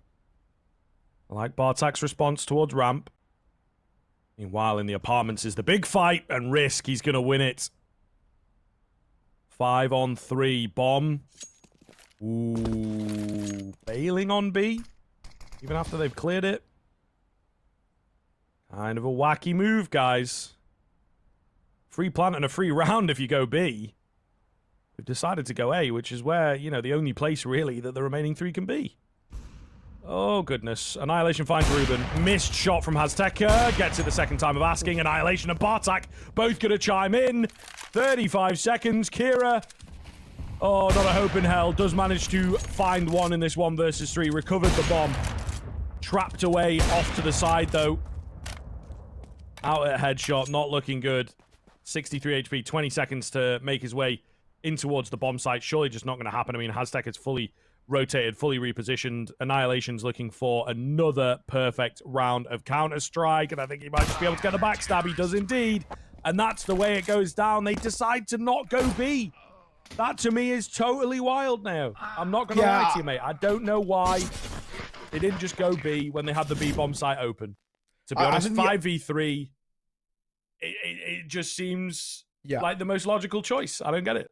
The only thing for me, and the only thing when I was trying to piece together what they've done there, is what they've completely crumbled under the pressure and just completely overcomplicated that situation. I think sometimes you kind of innately don't want to do the most basic, simple thing because, you know, you're thinking, right, the obvious thing for us would be go B here, and they're going to expect that, so we're going to try and rotate and catch them off guard. They overcomplicate the situation massively. I think they have to play in these little kind of micro segments, right? Get the bomb down. Go towards B first of all. Get that bomb down. Play a post bomb. Yes, the numbers don't favor, but we can do what we can. And I think it all falls south when they start overcomplicating that situation and give peaks towards people like Aztec and Annihilation, who, granted, you know, sometimes have the couple of moments of not quite hitting the shots as we saw from Aztec and CT, but for the most part, if you give them opportunities, they will hit them. And way too often, those slight mistakes came through. I think for CR Gaming, they'll be kicking themselves, especially the way they started that second half. They honestly should have gone on to win it. And the fact that they didn't, I think they'll really look back and kind of struggle to sleep on that one. That would have been a prime opportunity to knock one of the best, if not the best team here in this entire region in towards the lower bracket and then continue through the upper bracket. Speaking of, we can take a look at that bracket as well, which now means that as Charan drop in towards the lowers, they'll be taking on, okay, now, as we know, Clutch, and the Mongols will face off against Rare Atom. Oh, NKT even. NKT. Fair enough. Either way. And then that other game's still not finished yet. I don't know what the hell's going on over there. That's been a hell of a long series. So that's kind of crazy. But yeah, I mean, in the end, everything makes sense that Mongols come away with the win, but I don't know, man. It's so wild to me how close it comes, right? Really on a knife edge, just a couple of rounds in there. I suppose that first half especially should have been a bit more one-sided from the Mongols. They had like two half-by rounds in there that they lost. So there is that to consider, I guess, but still a really close series, going all 3 maps, pretty much every map going over like 28 rounds, right? So yeah, a hell of a lot closer than I think we were expecting coming into today, especially for kind of the new boys on the block when it comes to playoffs in the form of Chaoran. They've really done themselves proud in that game. Yeah, and you know, one of those things, well, I don't think that was kind of the 100% out of the Mongols. I don't think that was kind of, what we've seen from them on LAN recently and what we've seen from them in kind of international competition. It's still a pretty commanding result. And for CR Gaming, I think they can take a lot from that. There's a lot of, little learning things they can take away from it, but also some respect, right? They've just taken the best team in this region the entire distance, every single map, going right down to the wire, becoming these kind of absolute slugfests at the end. And it came down to kind of a few little things like rookie errors costing CR, and probably also fatigue, right? I don't think how used they are playing these long drawn out series as much as the likes of the Mongols are. So I mean, credit to them. I think they have impressed regardless, but they've now got to do it through the lowers if they want to continue their dream. Ladies and gents, that is us done and dusted for today. What we're going to do is, of course, be back same time, same place tomorrow with more play-up action. We are here the entire week. You've got us for the entire week. So you're not going to miss out on all of your Asian Counter-Strike needs. For now, though, we're going to bid you all farewell. We'll see you again tomorrow, as we mentioned, same time, same place. I've been Aokaji with the wonderful Scriv. And until next time, take care.